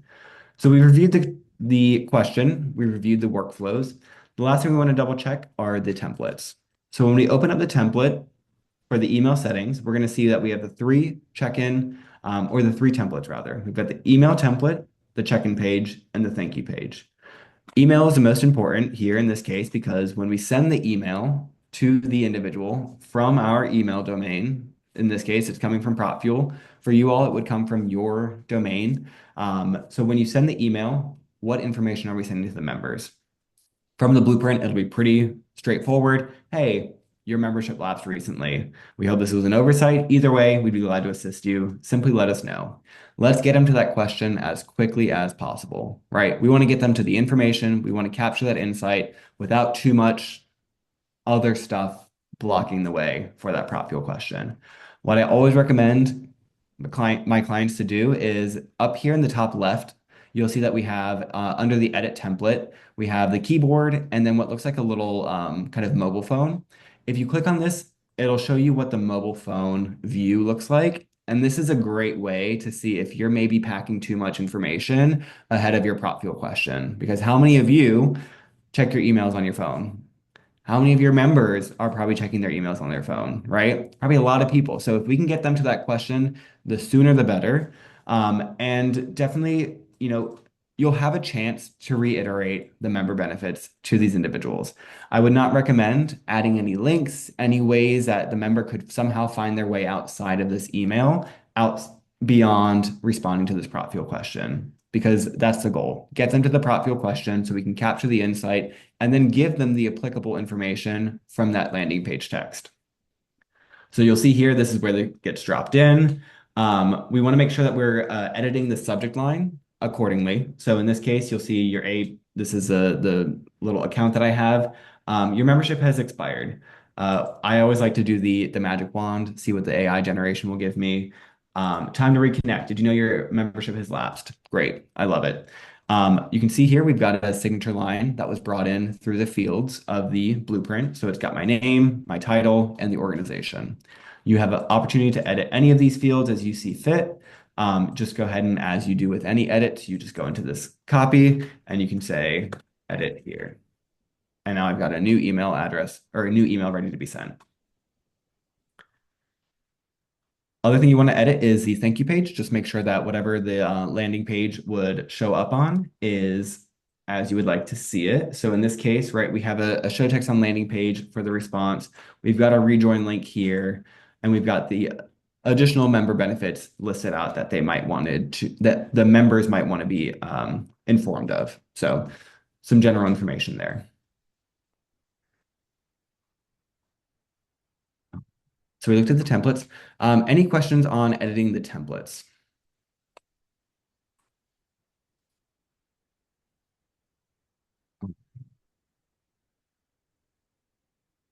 Anyone ready to send their campaign out right away? I know I'm never not. For whatever reason, I like to review things like 3 or 4 times, and I'm just like, maybe it's right, maybe it's not, maybe it's right, maybe it's not. Trust your gut. You're probably right. You've probably reviewed it 3 or 4 times already, so you're probably good. So a couple last things that as we're going through here, I won't speak too much to the workflow ad. Only because it's going to be unique for each organization, right? Because you might be connected with your database, you might be able to pull, you might be able to enroll contacts based on fields from your database, say in this case, a member expiration date. So it's going to be unique based on how you're going to enroll your contacts into the campaign. But just know your entire client success management team, we are always here to help support you in better understanding, if you have a question of, hey, if I want to get this group of people in, what's the best way of doing it? We're always happy to help walk you through that. So just know you can reach out to us accordingly. The alternative, which some folks like to just do in general, or if we aren't connected with your database, you always have the option to upload contacts via a CSV file. So the way you would do that is in the enrolled contacts, you can click on the upload contacts, upload the CSV file that you'd like to have. The main information that we'll need is obviously the email address, and then some other relevant information would just be maybe you have their expiration date, first name, last name is great, especially if you're using any personalization tokens. So if you want to say hi first name, you want to make sure it's actually going to say hi Brett and not nothing in that place. So you always have the option to do the CSV if you're not connected to your database or if you just need a quick upload of the contacts. Let's see. So once your contacts are enrolled, one other thing that you want to make sure you're doing for a lapsed and a dormant win back are setting your suppression list. So the important thing about the suppression list is creating a list that's going to be anyone that is an active member. Because think about this. When we're using a lapsed win back campaign, the goal is let's get those lapsed members to be a member again. So ideally, anyone that's an active member in your organization, so let's say their expiration date is now sometime in the future, we would know that, hey, that person should no longer be getting these check-ins asking if they want to renew their membership because they have renewed their membership already. So when we're creating a suppression list, there's a couple ways that you can do this. I think we had a session a couple months ago on creating suppression list, but we have some great tools. Bruna, would you mind dropping a link to, I think we've got a help desk article on suppression list, right? Sure. Yeah, we do. I'll drop in the chat. Perfect. Thank you. Again, for everyone on the call here, the suppression list will basically be, really all we need to capture is who are your active members? Because if they're active, they should not be receiving any of the check-ins based in this lapsed win-back campaign. So we would create the list, we would attach it here as a suppression list, and then we would be able to use that to say, if a member is now active, we don't want them to receive any further communications as part of this campaign. Thank you, Bruna, for dropping that in there. Any questions on any of the information that we've gone over? Or what questions do you have? I just want to remind you little stuff. For your CSV to enroll properly the context, you need to have like a header into each column. And you can also suppress people with a CSV. So if you are not connected to your MS, you can, something we do for a few of our clients that are like transitioning between AMSs, we upload a suppression list, a removal list before the next check-in. So you can also do it that way. Yeah, perfect. Thank you, Bruna. So the way, so what Bruna is talking about here is in the enrolled contacts, the way I just showed you or talked about, hey, we can upload a list. I think I've got one that I can just drop in here.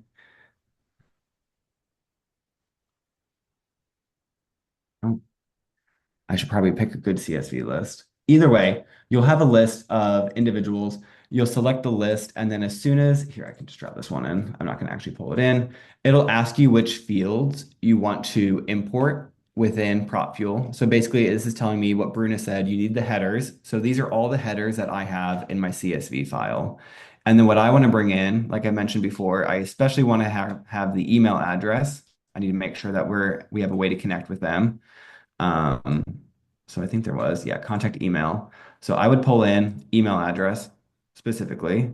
When I click on review import, what it's going to ask you to do is which campaign. It'll automatically update with the campaign you're currently in. So it's going to select that, and it's going to ask you if you want to add contacts or remove the contacts from this campaign. So in this case, if I'm just starting out, I've pulled my list of all expired members. I want to add all of them to this campaign, and I would do that here. It tells me how many rows are currently in that file, and then it gives you a quick overview of what that data looks like. So I was just pulling in the email addresses, so it just has the email addresses. And when I click import contacts, it'll automatically pull in all those contacts into this campaign, and they'll be set on that sequence for the campaign check-ins.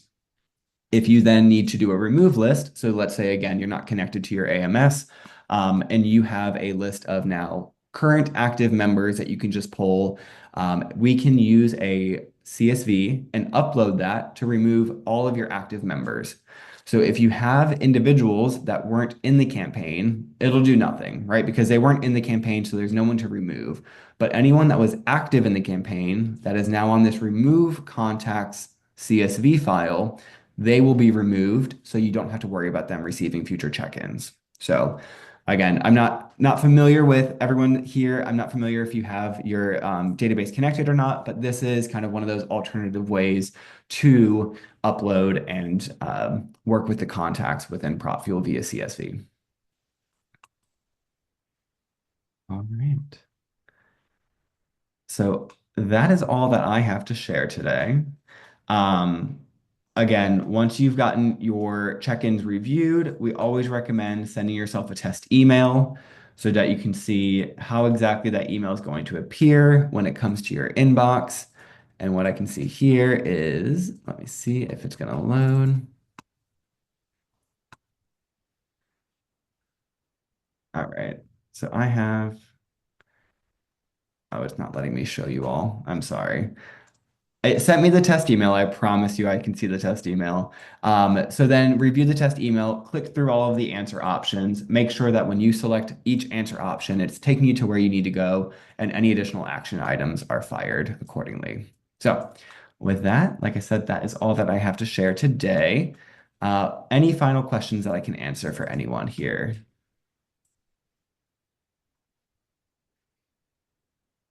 Is there anything sorry, no, You're good. We can hear you, Laura. sorry. Is there anything I can do? So I just did the blueprint, but I dormant while you were doing Yeah. laps. Mhm. And it gave me the 3 check-ins, it's fine, but then it shows me when I look at workflows what it's going to do. But when Mhm. I send myself a test email and I hit yes, I'd like to renew, it takes me to a blank background page. So is there something I could have done to break it? Are your workflows active? That would be Oh, my initial okay. thought. Oh, in my world, they are. Oh, good Usually when you question. land on a blank page, it means PropFuel doesn't know where to send you Got because it. we don't Exactly. know what action is supposed to be taken. So Laura, just double check in the workflows that each of them are toggled. You should see a blue toggle in the upper right corner. Yep. You know what? Gonna be honest. I thought it didn't. I'm a red and green person, so it wasn't Okay. red, so I was fine. Okay. No, you're right. They're not on. 100%. Perfect. Okay. Thank you. Yep. Thank you. I'm just glad it wasn't me breaking it. So, Yeah. okay. Thank you. There, I was gonna say, I don't want to say you can break PropFuel. There's ways that you can make it not work, right? But you can't really break it. So don't worry about any of that. What we do say though, because people will be like, well, why aren't all the workflows just set to active when they do the blueprint? Well, like we say, we just want to make sure that you've had a chance to review the Oh, information yeah. before your members get it. And then you don't come to us saying, well, I didn't know this was going to be sent to them. Yeah. I 100%. mean, again, we hope that everyone has reviewed it. So yeah, thank you for No, the I question. actually appreciate that because it's making me take a deep breath and say, It's a okay. fast-paced world. Yeah. Yeah, exactly. So no, this is great. I appreciate it. And if there's a way to break it, I will. But luckily I have Clara. You got So Clara. I was gonna say Clara's got good she'll help control. me. So thank you. I appreciate Perfect. it. Thank you, Laura. All right. Any other questions? What can we help you all with? We got a couple more minutes. Yeah. Thank you, Hannah. Appreciate you coming on. And I think Bruna mentioned it. We'll have the full recording here for everyone, right? So if for whatever reason you also needed the organization-based membership review with Meg and Clara, you'd have a chance to watch that as well or follow up on anything we went over in this breakout room as well. So I'll stick around if anyone has any other questions. Otherwise, I would say thank you so much for joining and hope you all have a great rest of your week.